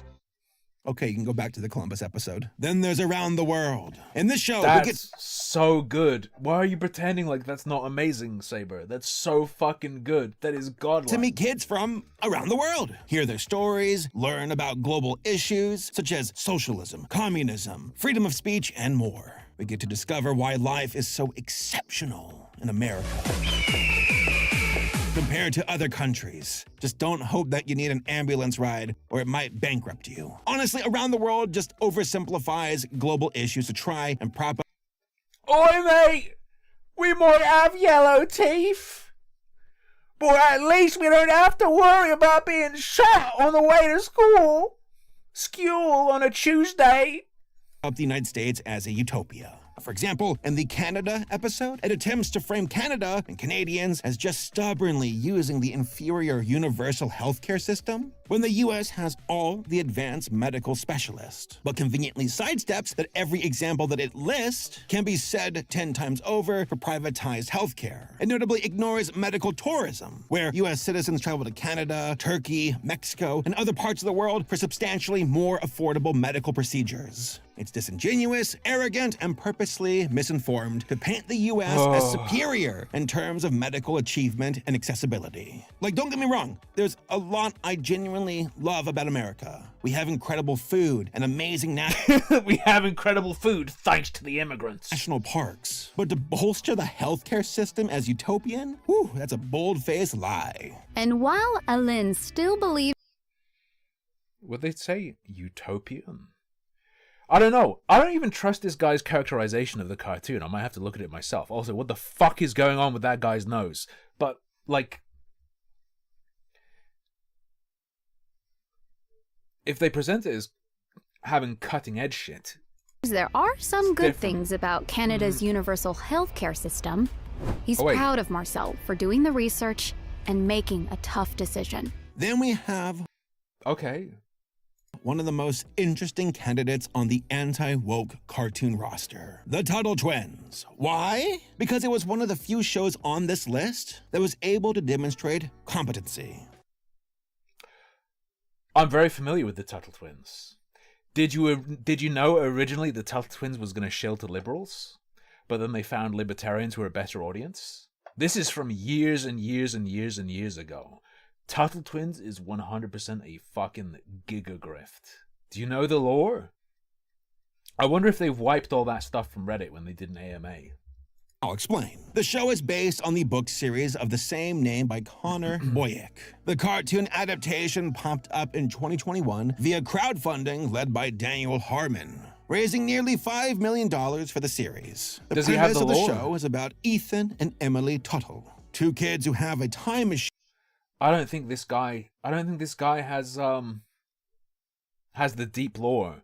The deep lore. There is insane shit on Reddit from AMAs and stuff from people involved with the Tuttle Twins from prior to successful crowdfunding, I think. This was back when I was looking at it. And it's because I was looking at the Tuttle Twins because Connor Boyack was interviewed somewhere, and he was talking about how proud he was to hear that parents were buying the books, not understanding them. Kids were adopting the values and then instilling them in the parents. And that made me go, hold up. It's being presented as an alternative to being brainwashed in school. And then he's bigging up it's Trojan horsing his values into people's houses. Which is like, that made me think I don't fucking believe your values. I don't believe you. And I looked into it and I looked at Reddit and they were talking about how, we thought we could originally sell this to these guys, but then, the people with the money, the people who want to throw money at something, the people who are more likely to be homeschoolers are actually more on the right. Very strange if you want to look into that. Oh, wait a second. Leo and Layla, is that you? Huh, nice try. If I had a nickel and something Dr. Doofenshmirtz, 2 nickels. The Tuttle Twins is arguably the most dynamic of the anti-woke shows, as it skates the fine line of genuinely educational alongside black and white strawman arguments that entirely weighs the scale in their favor. When I made a video about the Tuttle Twins, do you guys know who Tom Woods is? The libertarian guy?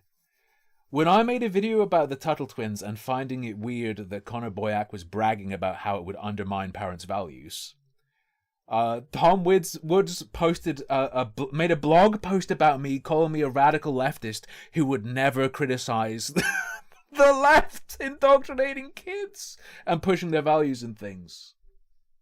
It was fucking crazy. This would have been what, almost 10 years ago? Makes some of yes, Goibnew. Yes. The series genuinely enjoyable from an educational perspective. But then there's absolute fucking omega gigagrift. Episodes where it's like, Bitcoin is better, or equal pay sucks, with just transparently shallow discussion on it. It comes off as very intellectually dishonest, especially from a show. We have not Freedom Tuned yet, and we are going to watch Freedom Tune's response afterwards. That does dive into many of the nuances of financial situations. Like, its explanation about inflation for children was very well written, honestly. Does Saberspark agree that inflation is theft? Bitcoin, though? When money is controlled, money is corrupted. When money is controlled, money is corrupted. I presume that monster is a representation of the Fed. Money is corrupted when money is controlled. Money is corrupted when money is controlled. Money is corrupted when money is controlled. Money is corrupted.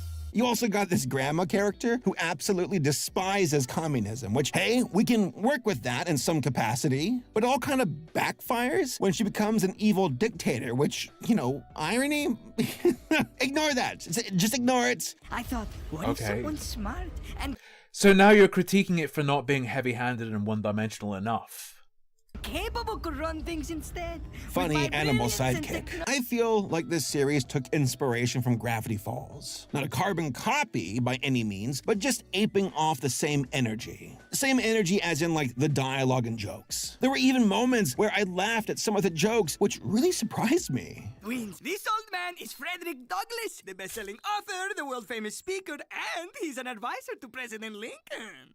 Was an advisor. Oh, right. Couldn't you have advised him to duck? But here's the thing. These were apolitical moments. Just characters being characters and actually having chemistry. But then the show is like weighed down with, oh my god, he's back. It's my memory, Louis XIV, is that the Tuttle Twins books were like mini summaries of other books, distilled down for kids to understand. Adam Smith. Why is it always Adam Smith or Columbus? Because I've had enough of this dude. It's kind of been years and years since I looked at it, though.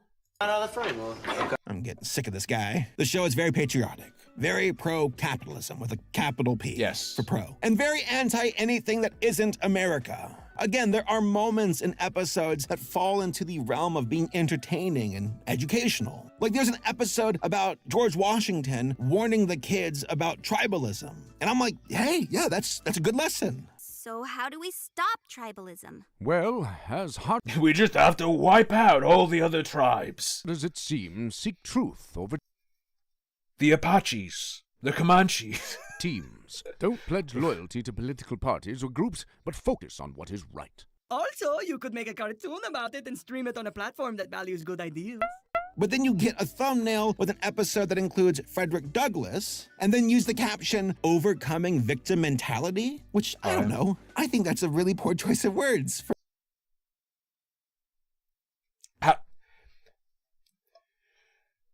Brian, how does their commentary on killing tribalism conflict with this thumbnail? How does the previous statement age poorly here? Frederick Douglass. I think that doesn't make sense. Are you implying that he has a victim mentality? Because this has to be my... You watched the episode. Presumably, you would know what it's meant to suggest. Mildest hot take, but I feel like the guy who was once a slave can definitely be upset that he was enslaved. Overall, the Tuttle Twins has... Victim mentality isn't being upset you were enslaved. No. Solid animation, witty dialogue, and actual... Victim mentality is being upset at any wrong ever. No, that's not what it is. Efforts. So this show is probably the highest quality on the list so far. But that's not saying too much. When your competition is Leo and Layla, it's pretty easy to look good by comparison. Sometimes it's okay to civilly... Bro, and now the competition is fucking Saberspark. They're set. Disobey. Boo! Leave the politics out of this. All right, let's talk about This Just In, an early 2000s political commentary, but with a twist. It's from a conservative point of view. For what it's worth, there are plenty of shows. I can hear his throat drying out. He needs a cup of tea or a coffee. That exist just to dunk on Republicans. Our cartoon president, Little Bush. Yeah, remember that one? Bro, I don't like bunch of kids with the title Little Bush. I love me some Tiny Bush. Somehow, no times in hindsight, right? What are you doing with this fucking branding? First it was Kid Explorer. We did it, gang. We got to Iraq. Where should we start looking for a gift for your dad? Right here, Baghdad. It's got Dad right in it. These shows sucked, by the way, all of them. But This Just In was on the other side of the spectrum. As in, like, politically. It still sucked. And after 6 episodes, it got axed. In the show, we follow Brian Newport, a PNG Sona from the looks of it. He's got his little arms crossed and everything. That's my job. The guy is a very proud Republican and uses his journalistic talent to dunk on the lib. I thought he said dreidalistic talent. Is a very proud Republican and uses his journalistic talent to dunk dreidalistic on the libs. What? I believe in taking the fight to the terrorists. I believe there is no vast right-wing conspiracy, because if there was, I'd be in it. That's it. That's the show. I'm right, you're wrong, end of story. So really no arc for the character or anywhere to take him. For King of the Hill, at least we get to see Hank put into these uncomfortable situations where his traditional views are challenged. But for Brian Newport, well, it's extremely predictable and very boring. By the way, while watching this show, holy shit. To announce Peanut, the water-skiing squirrel, has been murdered. Peanut was found dead, murdered in an execution-style killing late last night in the gas lamp district of downtown R.I.P. Peanut. Filthy animal. Wait, what? No, there's no way that this show is talking about a murdered squirrel in the early 2000s that was named Peanut. It is pretty crazy. There's no way. What are the odds? It is pretty insane. Time is an illusion and nothing is real. Rest in peace to Peanut the squirrel, apparently. Twice. So yeah, This Just In is your quintessential anti-woke cartoon of the early 2000s. Look, all I'm saying is that if we don't get to watch basketball, the terrorists have won. But now we have YouTube and social media. For what it's worth, there's a Blue Sky? Okay. We got Kid Explorer, we got Lil Bush, now we got Blue Sky. I'm just saying. A lot of candidates in this category, so to make things simple, we're just gonna focus on one. Sorry, Babylon B, your cartoons just aren't worth it. I've been told that the person I believe is about to be featured absolutely destroys Saberspark in his response, so I'm looking forward to this. Spoiler, it's gonna be Freedom Tunes. I'm not familiar with Freedom Tunes. I'm sure Saberspark will give us a very fair, clear overview. They are terrible. I'm transgender now. Gonzo? You're transgender? Yes, I'm transgender, but not Gonzo. Baby Gonzo from Muppet Babies. They made a baby character transgender. I'm a baby. But I will talk about Freedom Tunes. Yeah, Freedom Tunes. USA. Hell yeah. No, you do not laugh at the USA. I stumbled across these videos in 2024 with this particular cartoon about Kamala. Kamala Harris is a fat bitch. I'm speaking. At first, I thought... Right, so Saber, you're afraid of this guy because this will absolutely, for real, connect with Gen Z. I feel. That's the vibe I'm getting immediately. Oh, these guys are dunking on both parties. I can dig it. But then I started to watch some of the other videos on their channel, and yeah, it's not as impartial as I once thought.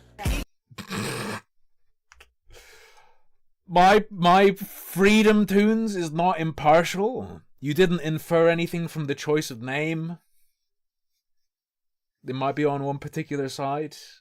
Eating the dogs, they're eating the cats. Eat the cat, eat the cat. They're eating the cats, they're eating the dogs. Eat the cat, eat the cat. I kind of... He's scared of Freedom Tunes. That's fucking tight. I did not expect it to be good. It's immediately good. Freedom Tunes just has it. If Saberspark is like cherry picking this to show us, and it's this good, as in it has the X factor. It has it. Yeah, it's over. It's over. And when your response to it has to be, my goofy cartoons need to be unbiased. They need to be neutral. Okay? Balanced. Or left-leaning. You've lost. You've lost your way. I wonder if this channel had fallen into the anti-woke trend, but then my question was fully answered when I fallen into the anti-woke trend. I saw a video called Anti-Woke Dog, which I think answers my question completely. There's a trans genocide going on, and you're dancing? How can you rest when so many people don't have basic rights, like the ability to exist and be comfortable in their own skin? This is violence. This is fucking yes. Shut the fuck up, Saberspark. That's you. That's you. Get fucking danced on by a dog in sunglasses, you stupid bitch. Needless to say, the channel goes full force into pandering towards its right-leaning demographic. To which, hey, you know what? Free market, that's their choice to make it for people to watch it, whatever, you know? But as far as the quality of the videos go, it is exactly what you would think writing-wise. Writing-wise. The writing. I don't think you understand what you're looking at. This doesn't work as, you know, an epic, timeless contribution to the Western canon. No, it's little silly cartoons. Trump rocks, and he's so with a message, with a perspective. But it's meant to hit viscerally. It's meant to hit viscerally. Reducing it to his writing is to be blind to the whole.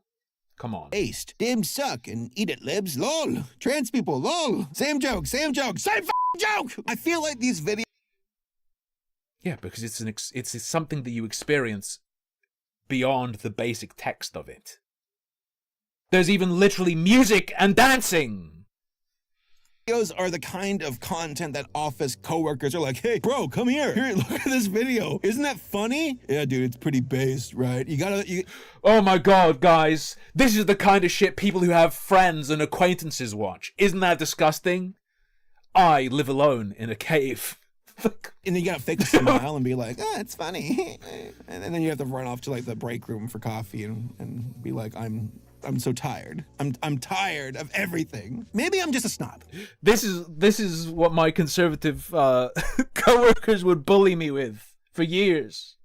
And prefer more subtlety and charm with my political satire. And Freedom Tunes is like the complete opposite of what I like. And it's a shame too, because like visually speaking, these designs are kind of fun when they're not scraping the bottom of the barrel, but the jokes, the writing. It's just not low energy or tepid enough for me. It's not paused. You get me?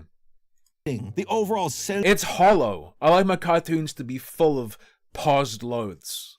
Sense of intellectual superiority. Yeah, it's just not my cup of tea. I mean, they went after trains and unironically used the word chud in their video title. We're with it. We know the modern cultural zeitgeist and vernacular.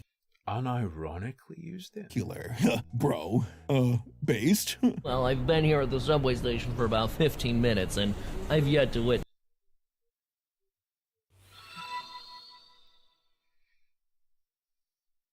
Your mother, your mom, fed the streamer a $5 superberry. Thank you. Saberspark would die instantly if he saw Murdoch.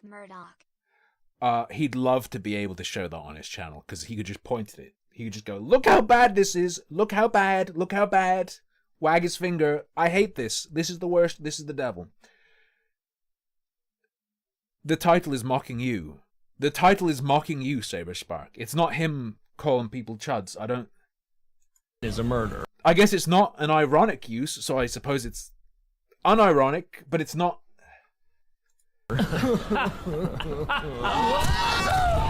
Yeah, what can I say? You know, do I need to say the quiet part out loud? They know exactly what they're doing. They know exactly what they're implying. And it's pretty despicable. Also, they're promoting a Catholic praying app as a sponsor in their video. This is a thing? How is this not insulting? Like, I'm pretty sure you can... I think that's pretty funny. I'll agree. Get a free Bible from a church. You don't have to download an app. Once more, time is an illusion, and I don't know what's real anymore. We can make public... Hallow.com? Hang on, this is... What do you do with it? Join Mark Wahlberg and Jonathan Rumi on Hallow, the #1 prayer app. Music options? It's like a playlist app? It's not a playlist, sorry. It's a praylist. Build a habit! Yeah, this is pretty cringe, but Freedom Toons didn't make it. They just didn't ad for it, so... Transit infinitely more desirable to people if we come together as a community and make private... Motherfucker, you're promoting ground news in this video, I just remembered. Shut the fuck up! Transit worse. Now, for the sake of being fair, or at least making an attempt to, Wait, it's his app? I don't believe you. It's his app! I don't fucking believe you.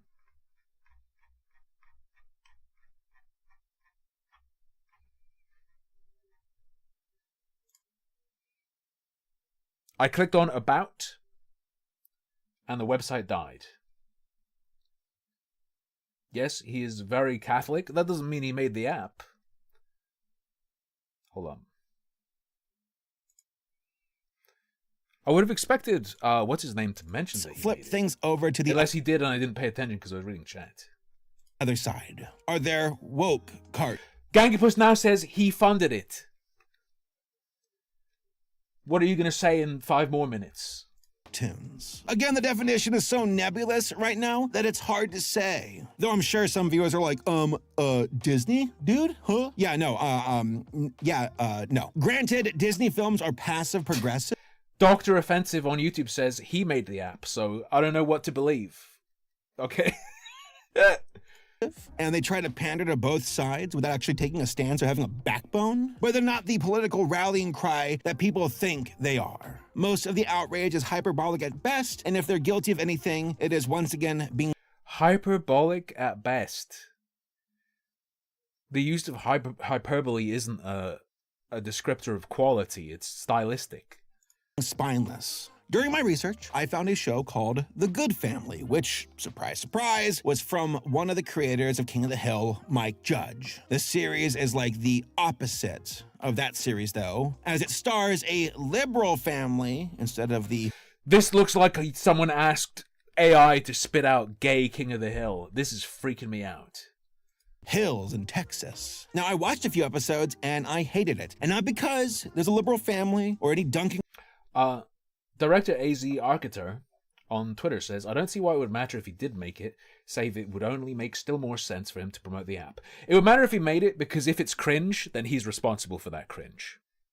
On liberals, it's not that. It just sucks. It tried to do what King of the Hill did and satirize both liberals and conservatives, but it's not nearly as funny or charming, which is why it got axed after its first season. Well, yes. See, Ubuntu is African American. He's an American now, but he's from South Africa. Oh my god. He isn't black. Like, the more I think about it, the more I... That's not hitting. That is... It's something that could almost be funny. The premise is good, but it's like the AI didn't get the delivery right, even though it's not AI. It has AI vibes. Realize that this show isn't technically a liberal or woke cartoon. You gotta chuckle. I feel like with different delivery, that could have hit. It just misses. It just misses. And is more of a cartoon that features a liberal family. The same way that King of the Hill isn't a conservative cartoon, despite featuring a conservative family. But it does go to show that at the end of the day, despite whatever side is getting lampooned, having great characters, good writing, and fun animation is far more important when it comes to making a quality show. Shocking, right? What I can surmise from this list of cartoons is how often the pursuit of political outrage, regardless of affiliation... So we're done with Freedom Toons? That's it? can just totally derail the overall artistic merit of a... Thovarg, thank you very much for the Prime sub. He did the thing that's like, heh, this sucks actually, and then shows you the coolest thing ever. I'm sure if I watched entire videos of Freedom Tunes, I would get bored. There's not much on YouTube that can actually interest me or entertain me for a significant amount of time. I tend not to like the way YouTube videos are made, regardless of genre. But he clipped Freedom Tunes to be as sick as possible instantly. It just clicks. It just connects. Production. South Park can pull it off. King of the Hill can pull it off. Why? Because they put sincerity... Saberspark has utterly failed to have any awareness of his own feelings and the source of his perspective on these cartoons. First. That's all it is. For 40 minutes. For 40 minutes, Saberspark not realizing that he just feels uncomfortable because it's from people who don't agree with him. Is what makes them timeless. Okay, show's over. Nothing to see here. Everyone go home. It's a circus out there. In conclusion, I find this genre of animation to be repulsive for many reasons. It's low effort, insincere, it panders to viewers. Insincere. And of course, the very common denominator of grifting. Only like 2 demonstrate a degree of competency. And even those cartoons are still vastly outclassed by other superior options. Chipchilla? Just watch Bluey. Tuttle Twins? Just watch Gravity Falls. You moron, you imbecile. Chipchilla is for your kids to make sure they're being presented with the values you support and agree with. You don't understand the product. You don't get what it is. Mr. Burcham, guys, King of the Hill is right there. Loser! I've already seen King of the Hill. You're a loser! Are you feeling sorry for yourself? Well, you should be, because you are dirt! You make me sick, you big baby! Now, I know that at the end of the day, buyer beware, right? Vote with your wallet. Could have sworn Adam Smith told me about that one. But if right-leaning people want right-leaning content, then fine. That's their prerogative. Yes. That is their choice. Yes, that's the entire premise of Bent Key. But said results are typically bottom of the barrel, rushed out, low-hanging fruit that ends up being more of a flash in the pan than anything. It lacks merit and needs to be... Lacks merit. Merit is the worst buzzword ever. It doesn't mean anything. It has to be contextualized. More than just rattling off buzzwords. Actually challenge things. Because as a product designed to represent a set of values, it would be meritorious on the basis that it represents those values. Challenge the opposition. Treat your viewers with respect. Then again, that's just my opinion. And perhaps for the folks within that demographic, they just don't care. It's good enough. And I pity them if that is their true sentiment. You deserve better, but you gotta realize that for yourself first. Politics are a messy affair, and the internet has not made it easier. It feels like yellow journalism has been dialed up to 100, and cartoons like the ones I have mentioned are some of the... This motherfucker's gonna plug Ground News again. The results of that effect. He's gonna do it. I see it. shows like King of the Hill or conservative... These cartoons are a result of yellow journalism? This guy's 5 years old. He has not existed in the world.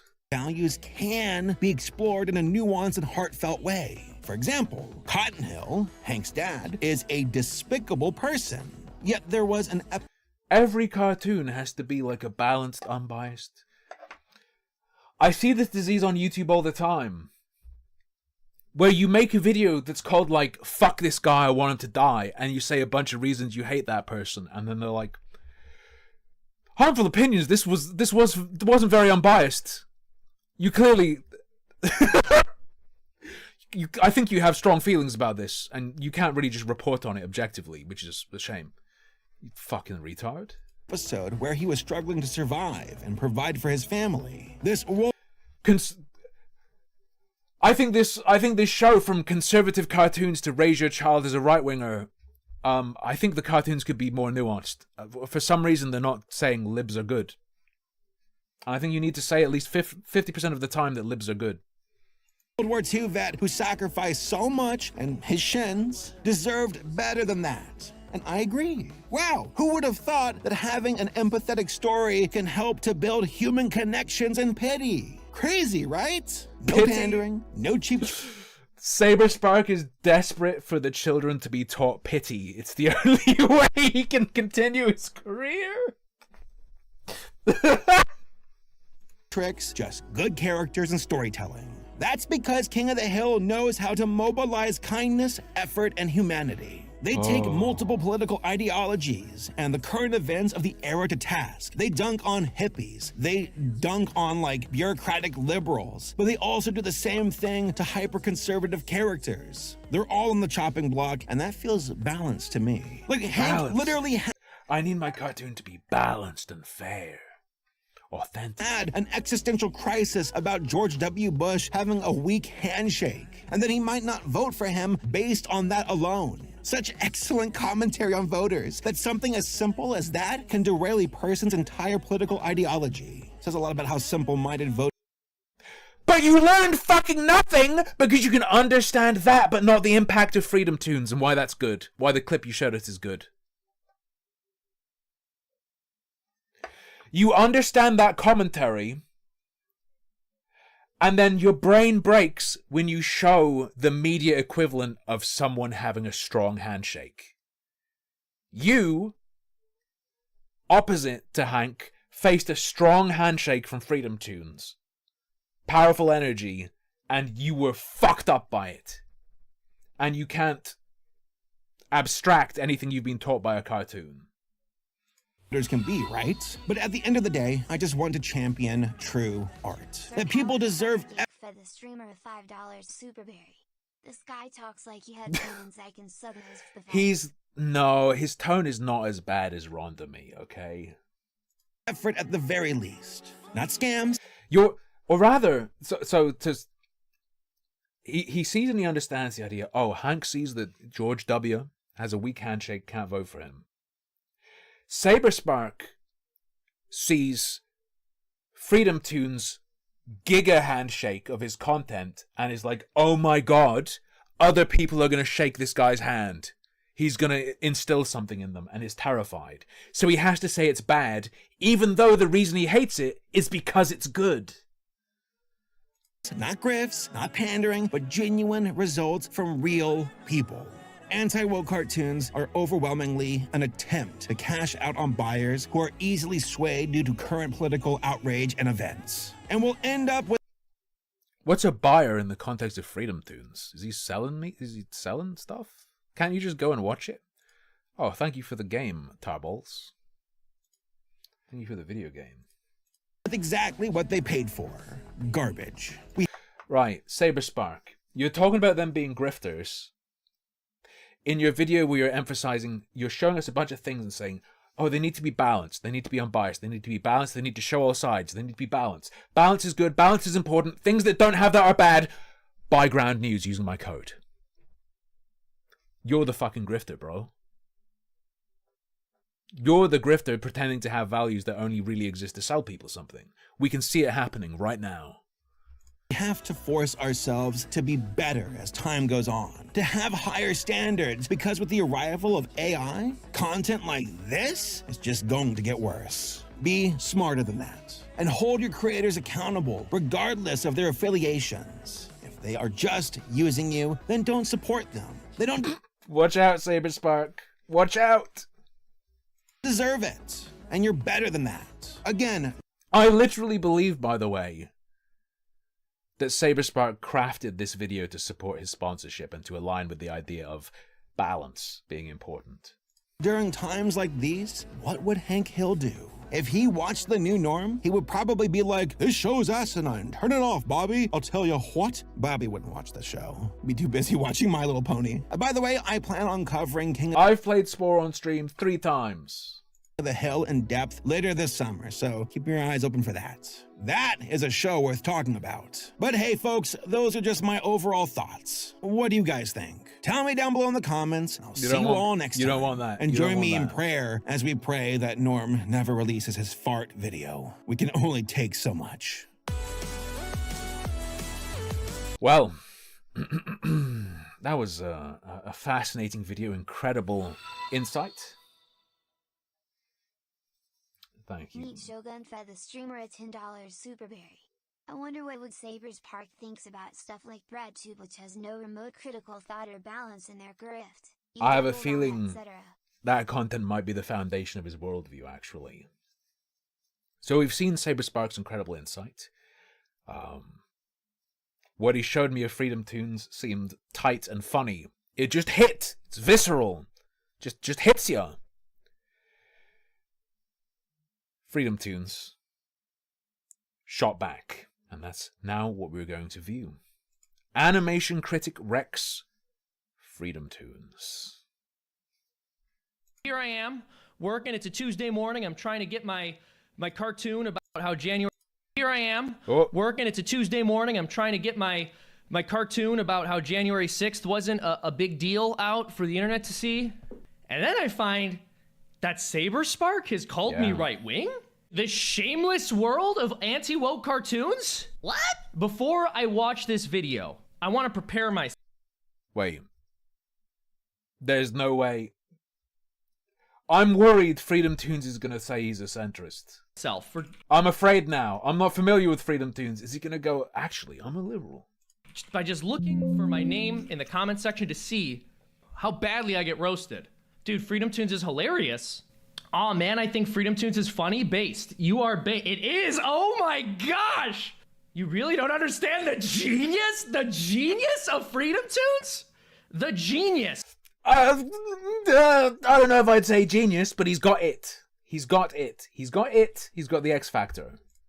You heard For what that was is shown. from your audience. That's lame as hell. Your audience even thinks this. Stop, Freedom Tunes.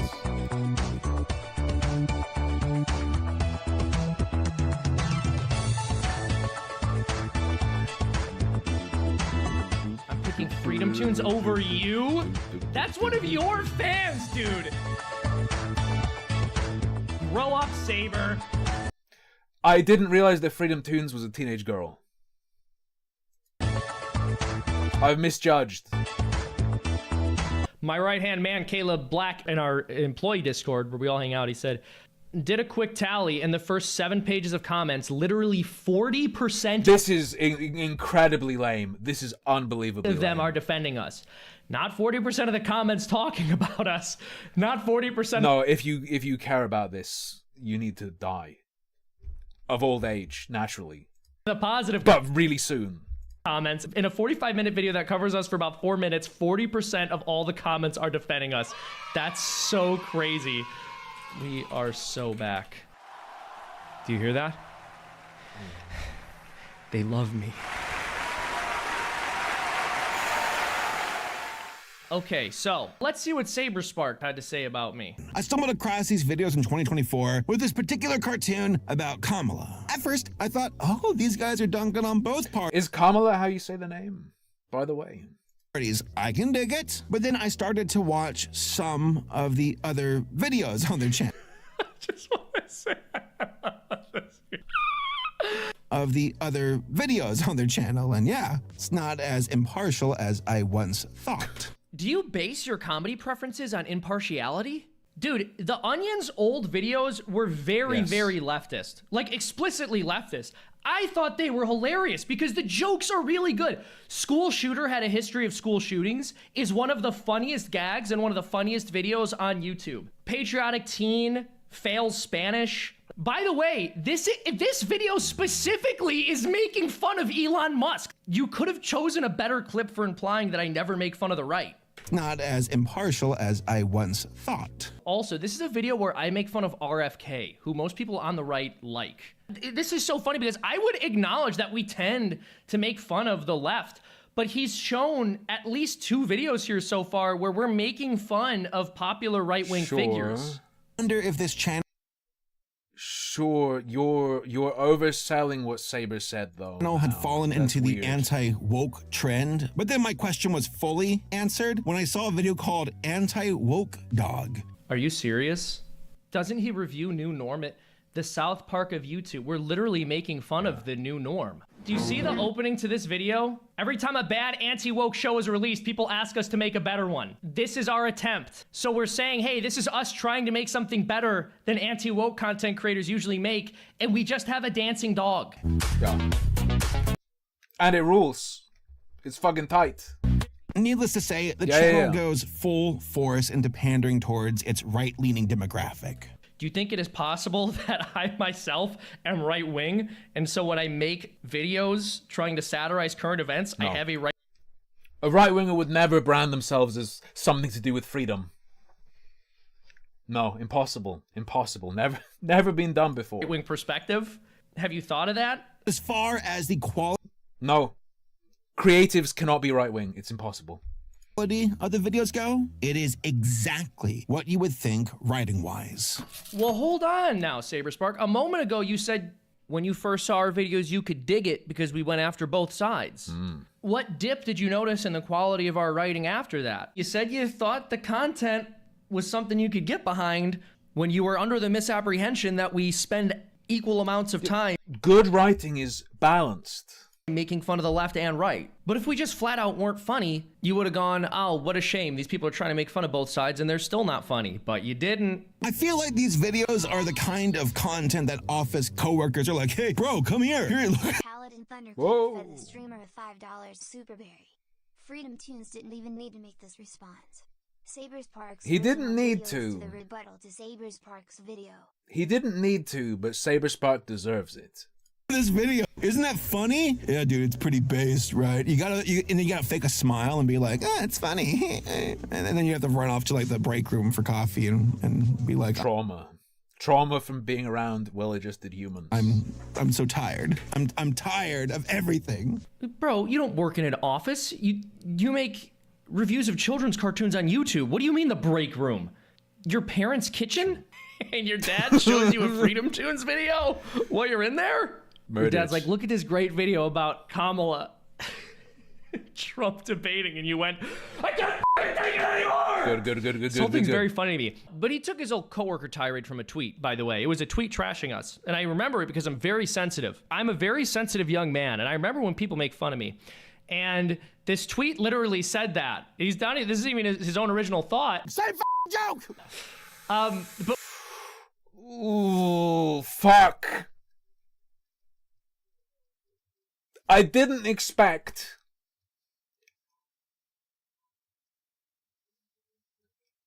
Freedom Tunes just exposed Saberspark as a plagiarist. Freedom Tunes just H-bombed him. Saberspark will kill himself. Most importantly, if you're liberal, I promise the people around you know you're... I in no fucking way expected that. You're liberal. And if they're showing you right-wing content that makes you want to leave the break room, it's because they didn't want you in the break room. True. They want to get all the liberals exactly. out. They're trying to make the break room great again, okay? You didn't walk in there with your bangs and start asking people what their star sign was and have your coworkers go, fellow patriot. A fellow patriot. You got deported from the break room is what happened. Yeah. That's why they showed you the video. Maybe I'm just a snob. You have to go back. I prefer more subtlety and charm with my political satire. Listen, under normal circumstances, I might say that's fair because I'm not charming or subtle. I'm a brute. But when you couldn't pick up on really obvious sarcasm, if you can't tell that anti-woke dog, while making fun of wokeness, is also self-satire that makes fun of anti-wokeness, if that flew over your head... Doesn't matter, it's based. That's all that matters. This is... Now you're going too deep into the weeds. You just made something based. That's all that matters. When the video literally starts with the disclaimer saying that anti-woke content is usually bad, I'm not so sure that you do like subtlety. And Freedom Tunes is like the complete opposite of what I like. Fair. And it's a shame too because, like, visually speaking, these designs are kind of fun. It's a pretty solid endorsement. If Freedom Tunes ever were to release a physical product, that quote goes on the back of the box. Also very fair, great designs. When they're not scraping the bottom of the barrel, but the jokes. Anon Hello. donated £1. Thank you, Anon. Hi, just Hello. discovered your content. I'm Love sorry. your quick wit and dry humor. Kind of wondering, how did you Sometimes. remain independent thinking in the UK? Are you on a police watch list for your streams? Probably. You're joking, but probably. In 2018, the police took away 2 of my books and never gave them back. They took away On Anarchy by Noam Chomsky and A History of Islamism by an author I don't remember. But I'm American. I'm a US citizen. I have freedom genes. The US can never wear me. Sorry, the UK can never wear me down. The writing, the overall sense. Notice that he didn't show the white guy for Harris throwing a plate because he knew his audience would be in stitches and not just from their mastectomy scars. Doesn't she know how? What state? I'm a New Yorker. I'm from Cayuga. I'm from upstate New York. Theory of Fiv. Yeah, it's just not my cup of tea. I mean, they went after... The road I lived on as a child is named after my dad, or was named after my dad following his death. Trains. Morrison Drive. I don't know, man. Of all the things that we've made fun of, I didn't expect making fun of trains It is, no, gang, it's not called Rape Way. to be like the thing that upset anybody, to be honest. Morrison Drive to the polls. Listen to me, if my... Did he die in a car crash? No, he died because he was fucking fat and smoked. severely autistic audience can cope with me making fun of trains, I promise that you can. And unironically use the word chud in their video title. Wait, do you know what unironic means? Unironic means you're not using the word with any sarcasm or irony. Yeah. Do you think we're actually calling our audience chuds? Are we pandering to the right... It's like, that's maybe the most unbelievable part of the Saber Spark video. Wing, or do we unironically think that they're chuds and call them that? How does somebody who reviews media for a living not have the media literacy to spot sarcasm and satire? The video is called Public Transit is Actually Amazing, You Chud. Saberspark, was the video about public transit being amazing? Or was it the opposite of that? We're with it. We know the modern cultural zeitgeist and vernacular. Bro. Based? Well, Wait a minute. We're with it. We know the modern vernacular. These are just words I use. I'm curious about this. How old is Saberspark? Oh, God. Dude is No! 7 years older than me. Saberspark is 36 years old? Trying to act like I'm using my vernacular to appeal to the youths. Bro, I am the youths. I presumed he was like 19. Sure, D Sarcasm has become a member. Thank you. That's fucking me up. My 20s making cartoons about politics. You're in your late 30s making... He's older than me! Videos reviewing children's cartoons. Tim, what 19-year-old is talking about King of the Hill? One that lives on YouTube and subsists on video essays. Which one of us is trying to appear young? Which, you know, if you're good at it, go do it. Get your bag, fine. But glass houses, my friend. Glass houses. Been here at the subway station for about 15 minutes, and I've yet to witness a murder. Yeah, what can I say? You know, do I need to say the quiet part out loud? They know exactly what they're doing. Yeah, they're making a reference to something that happened. Wait, what are we doing? They know exactly what they're implying. Wait, what am I implying? What am I implying? Are you trying to make a thinly veiled accusation? In this video, there's a running gag that people keep sending interns into the subway, and they keep getting pushed in front of the train by like psychotic homeless people. The second guy gets pushed in front of the train by a white guy. Unrealistic. So you left that pretty important detail out, seemingly to make it appear that we were making some kind of racist statement. Saberspark is almost 40 and his friend was wearing a bluey jacket in public talking about it to some guy on a plane. I can't believe they're whitewashing this black character. Was there not? Although I don't know how old this cartoon is. Was there not a thing in the recent past of a black guy pushing someone in front of a train? I thought that was like a straight up real actual I thought that was what was being referenced. And have a racist audience. So let me just be very clear about this. Maybe more recently than the video, though. It's okay if Freedom Tunes isn't your cup of tea. That's just something you and your audience don't What's my opinion of Smiling Friends? I don't watch cartoons. seem to see eye to eye on, and that's okay. You know, obviously you should probably do some soul searching on how you ended up with an audience full of so many evil, horrible racists who are defending my content to you. Really look inside. Figure out what kind of racist microaggressions and dog whistles you've been putting out there in your Bluey reviews. But genuinely, putting the jokes aside for a Rick and Morty. I did watch the entirety of Rick and Morty somewhat recently. second, what's not okay is deceptively editing my cartoons, removing certain moments from the context of the overall video, and Can't believe a libtard tried to make a right-winger look racist. Deceptively. crafting a deceptive narrative about what it is that myself and my team do for a living here and what it is our audience enjoys watching. When I first opened this video, it gave me hope because almost all of the comments are defending me and saying that they enjoy Freedom Tunes. But now I'm down in the dumps. And the reason why is, you know, in this video, he clearly... No. That's a no from me, dog. If I go to a video... Oh. Cayuga County represent. Indeed. Are you also a Man-O-War enjoyer? They're from there, brother. They're from Cayuga. If I ever have someone like shitting on me in a video and I go there and you are like, don't be mean to Harple, I like harmful opinions. Please, I can handle myself. really takes my content out of context to craft a deceptive narrative about it, which says to me, not only can I not trust the mainstream media anymore, I can't trust mainstream children's animation video Reviewers. essayists. Yeah. So where am I supposed to get my news now? Ground How am I news. supposed to know about the world? How am I going to know if the Powerpuff Girls reboot is good or not? Ground news. There's literally no way for me to know that. Where am I supposed to go for My Little Pony reviews that slip the kinds of racist dog whistles in them that make Freedom Tunes fans love Saber Sparks' channel so much? How am I going to know if new episodes of SpongeBob are worse than the old episodes? It's a barren media landscape, I'll tell you that much. A bleak day for humankind. It would be sick if he sponsor mogged him. Took all his signups away. Nostalgia Critic would never. And if you just apologized for trying to smear me, I think we could be friends. We seem to have a huge overlap in our fan bases.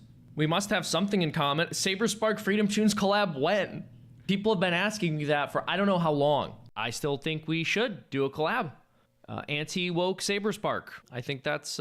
Saber Spark doing the Brazilian dog dance. The ticket right there. You can talk about why the Powerpuff Girls reboot was too woke. They race swapped Bubbles. We didn't like that. Professor X is a solo polyamorous hijabi with Professor XX. with a missing leg. Just excessive. And I think they Professor were XX. Gender swap. disappointed to see that that's what they didn't get from your channel when you uploaded this. If you just apologized for trying to smear me and you just went to freedomtunes.com/members and got a Freedom Tunes Super Soldier membership and then went to hollow.com/freedomtunes and got a 3-month trial and then went over to Freedom Tunes and then watched my video about how January 6th isn't a big deal and you're silly for being upset about it, I think you'd see I'm a reasonable guy. I think you'd see I'm a reasonable. Yeah. His blood will explode out of his veins. Anyway. I don't like Saber Spark very much. Freedom Tunes seems decent. That's my conclusion.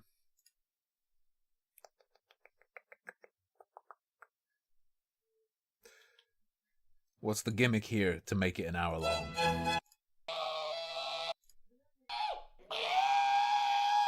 I see.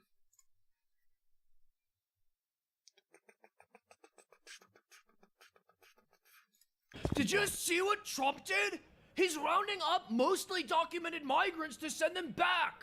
Bet you regret voting for him now, Good meme. huh?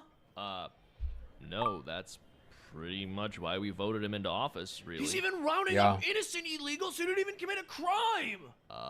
Illegal immigration is definitely illegal. But did you know that Trump has already started sending I feel like there's too much explanation. You need Islamic to be more patriotic, Giga Chad. undocumented foreigners back to their countries of origin on planes? Bet you regret voting for Trump now, don't you? Bet you regret voting Republican, huh? Trump dropped. I don't know. Now that I know this was always possible, I regret voting for... Leftist meme coded. Actually, though, Jumbo Banana Splits. Bring back the anti-woke dog. That's what I want. Every other Republican. Oh my gosh! Where's the dancing Mexico animal? just denied the plane of undocumented doctors and lawyers that Trump sent over. All right, that'll teach him. Oh no. Oh, never mind.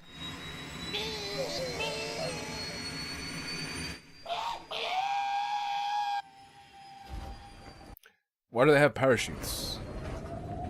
Trump is throwing undocumented better than us angel darling immigrants out of planes? Oh, you have to regret voting for him now. You regret it, yeah? Okay, this is like trying too hard. Whatever. Let's check on WPC real quick, actually. I think that's a good idea.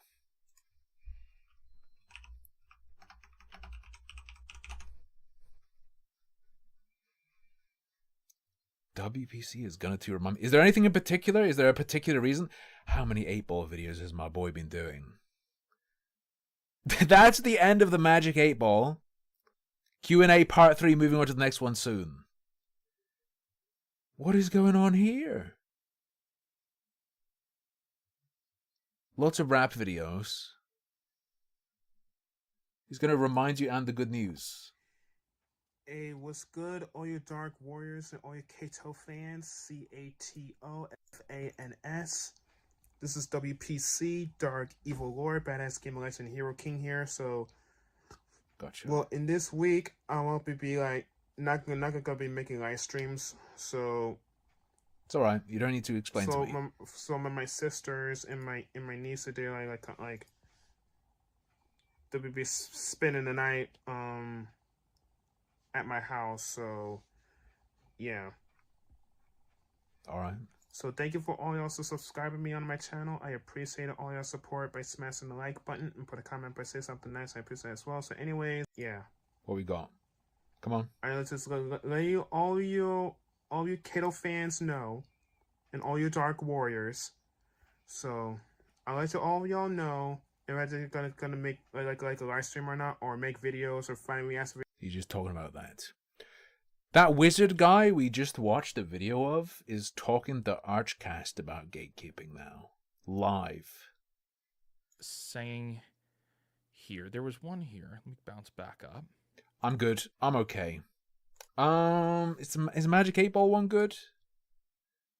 Wait, what's going on with the shorts? If WPC and Haley were married...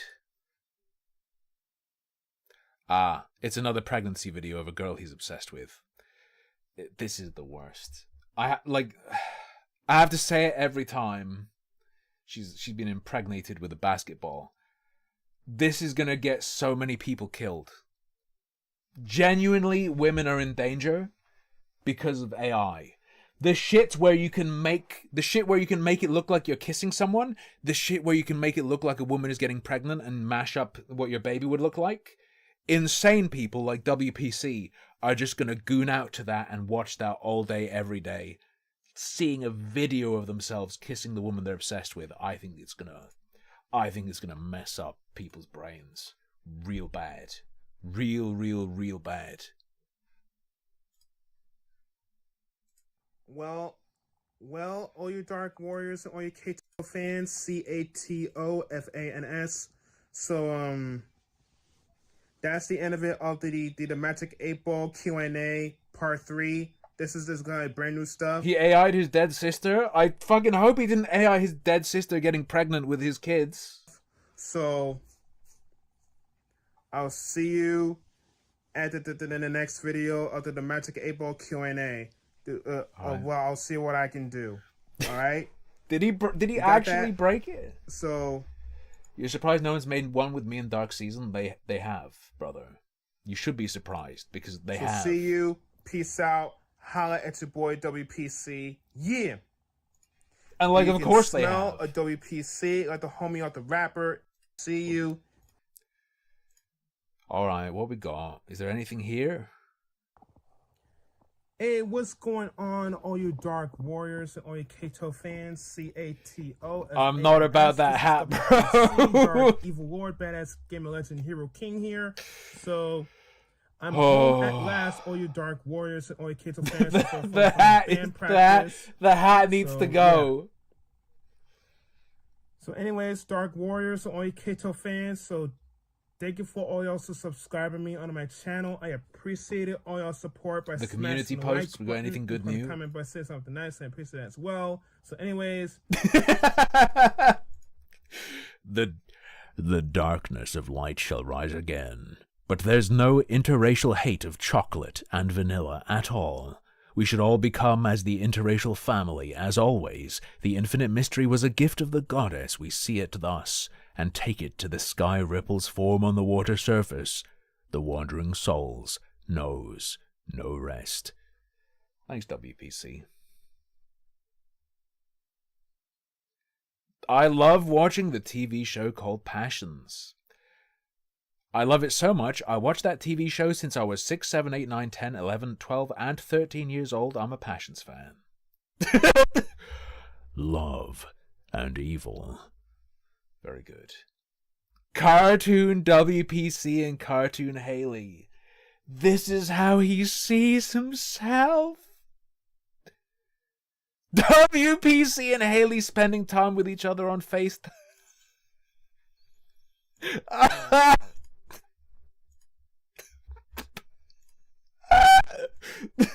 Bro, you've done her so dirty.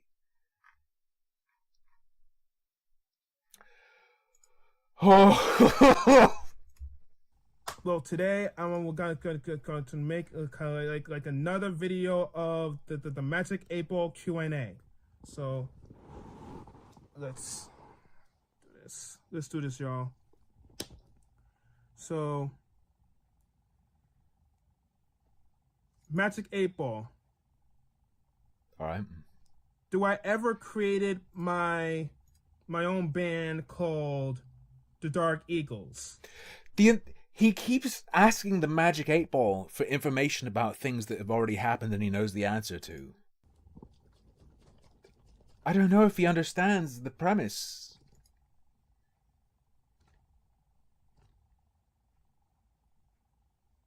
He's it says yes. Calibrating it. Thank you, Magic 8-Ball. Thank you. Much appreciated. I love you, Magic 8-Ball. I love you.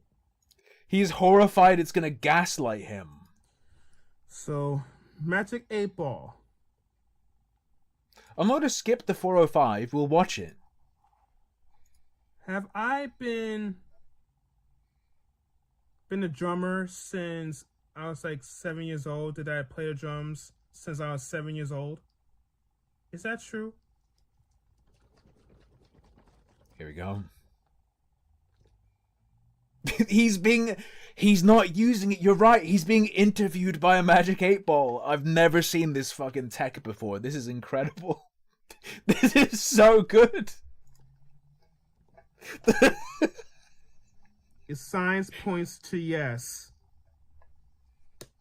My gosh. My goodness. That's completely... I could determine that it was the truth. Yes. Oh, yeah. Okay. Next question, Magic 8-Ball.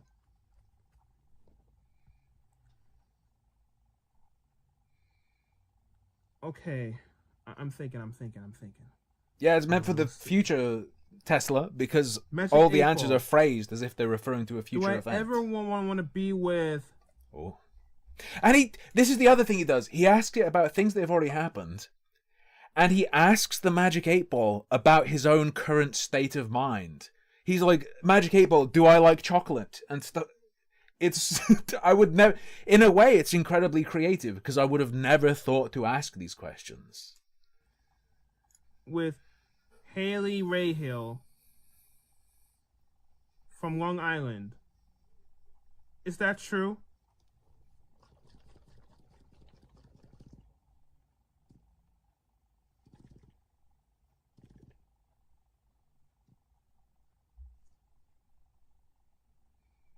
says outlook good. Mm. That's probably kind of like probably a yes. Yeah. Seems So, likely. yeah. So Magic 8 Ball. Does Haley Rayhill, does she ever like me a lot? As I like her back? Is that Here true? we go. Here we go. Here we go. Might need a reroll for this one. There we go. 2 rerolls. 3, 4, 5, 6, 7, 8, 9. It says yes. It's so good, man. Thank you, Magic 8 Ball. Thank you.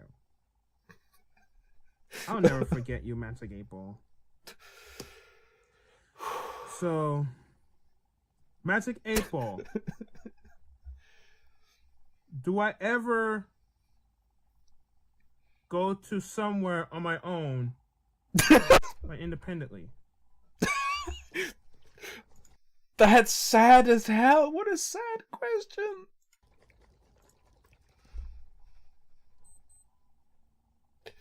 This is a question like a woman in Saudi Arabia should be asking the Magic 8 Ball.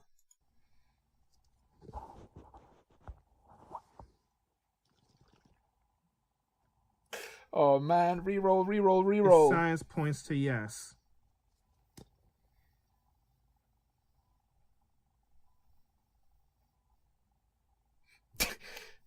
Next question. Magic 8 Ball, am I real? Do I ever...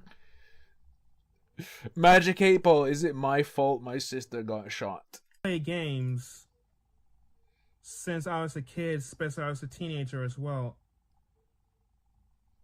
Is that true? Gonna become like a video game master since I was a teenager? Is that true? Okay. It says it is certain. Yum. Oh, It's I'll right be there. back, y'all. Is he gonna... Is the rest of the video gonna be him on the phone? Hello?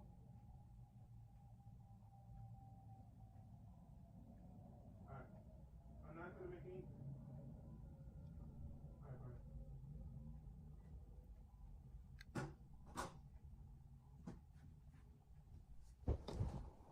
Okay.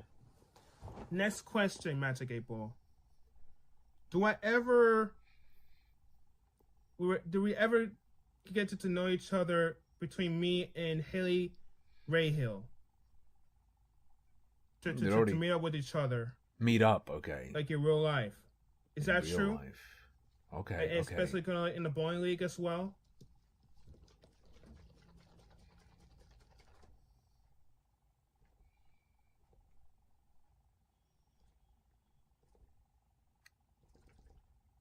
Outlook good. Uh-oh. Come on, man.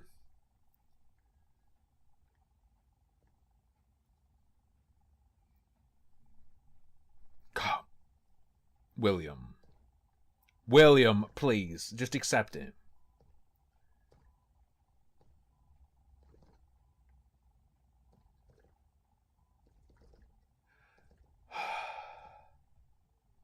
Please tell me.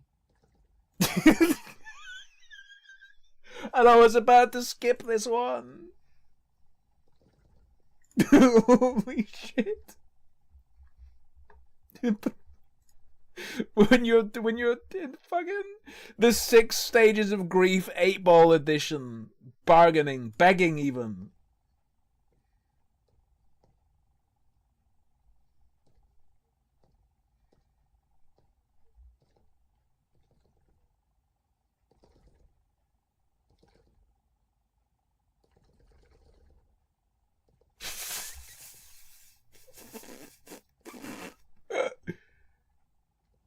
Is this the rest of the Please vid? tell me now, please. What the fuck? It's not telling me. Please tell me. Is he gonna break this fucking thing? It says yes. Yeah, I'm sure it does.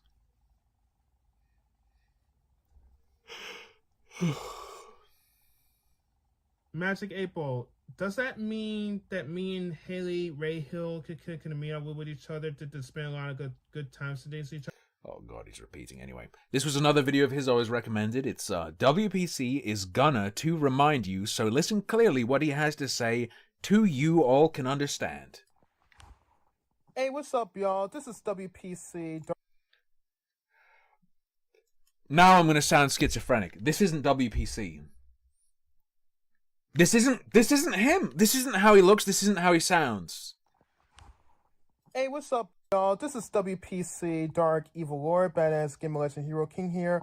What is good, all of you Dark Warriors and all you Kato fans? CATO. This is almost as bad as when he was British.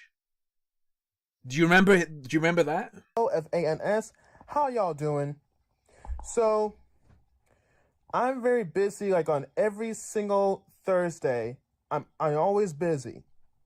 You know that, right? Right? That's what I'm trying to remind you. I'm always busy, like every single Thursday, some Fridays, some Saturdays. Some Saturdays, some Fridays. All right. Especially Tuesday as well. Because you know why? On Tuesday, I had work. Fair enough, worked brother. there for a short time. Fair enough. To come home shortly. Like I always say that I'm home from work at last, like every single Tuesday. And you know that, right? I know that. So thank you for all y'all for subscribing me on my channel. I appreciate it. All y'all support by smashing the like button and put a comment by saying something nice. I appreciate that as well. So anyways, all you Dark Warriors and all you Kato fans, CATO FANS. So if you all are a Kato fan, go to the Kato store to buy Kato t-shirts. I would abso-fucking-lutely buy a WPC shirt. You're a Kato fan. And especially if you're a Dark Warrior, then you're good. To be like a Dark Warrior. If there was a Dark Warrior t-shirt from WPC, I would 100% buy it. But since there isn't, exclamation mark merch in the Twitch chat, you can get a Harmful Opinions Dark Warrior shirt, okay? You get a Harmful Opinions black metal design instead. So, alright. So see you like on WPC already has a booth at JebCon. It's an open slot for him. Monday maybe. I know there are comments. I saw you guys talking about it. Some Mondays, I'll do streaming like earlier. Earlier. But not too late. It's fine. But I always busy like late at nights, but with sometimes, but not a lot. So yeah. So anyways, I'll see you there like yeah, on I'll see you there. Monday. Like some Tuesdays, but not a lot of Tuesdays. So gotcha. It's okay. Anyway, Gordon Freeman 1931 asks, "Hello King, where can I find the Kato store? I would love to get a Dark Warrior t-shirt." WPC responds, "Go on Google Maps, go to search and type Kato store." You know what? Fair enough.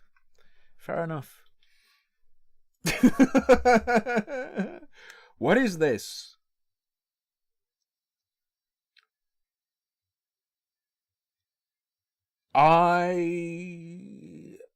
Over a decade ago, when would this have been? Because I taught guitar for a long time.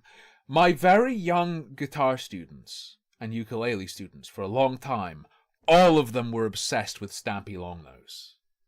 Hello, this is Stumpy, and welcome to a Minecraft Let's Play video, and another video inside of... I regret that. We're not doing that. We are absolutely not doing that. I think we're good. I think we're good for tonight, boys. I think I'll see you tomorrow. Don't worry, I was just curious. I'll see you tomorrow. Thank you everyone for coming and hanging out. We watched some bits and pieces, and we finally watched the Saber Spark video. It was not good. It was not good. The Freedom Tunes response was good. Not fully to my taste, but still solid and good. I'm sure Saber is wounded by it, which is all that really matters in any art.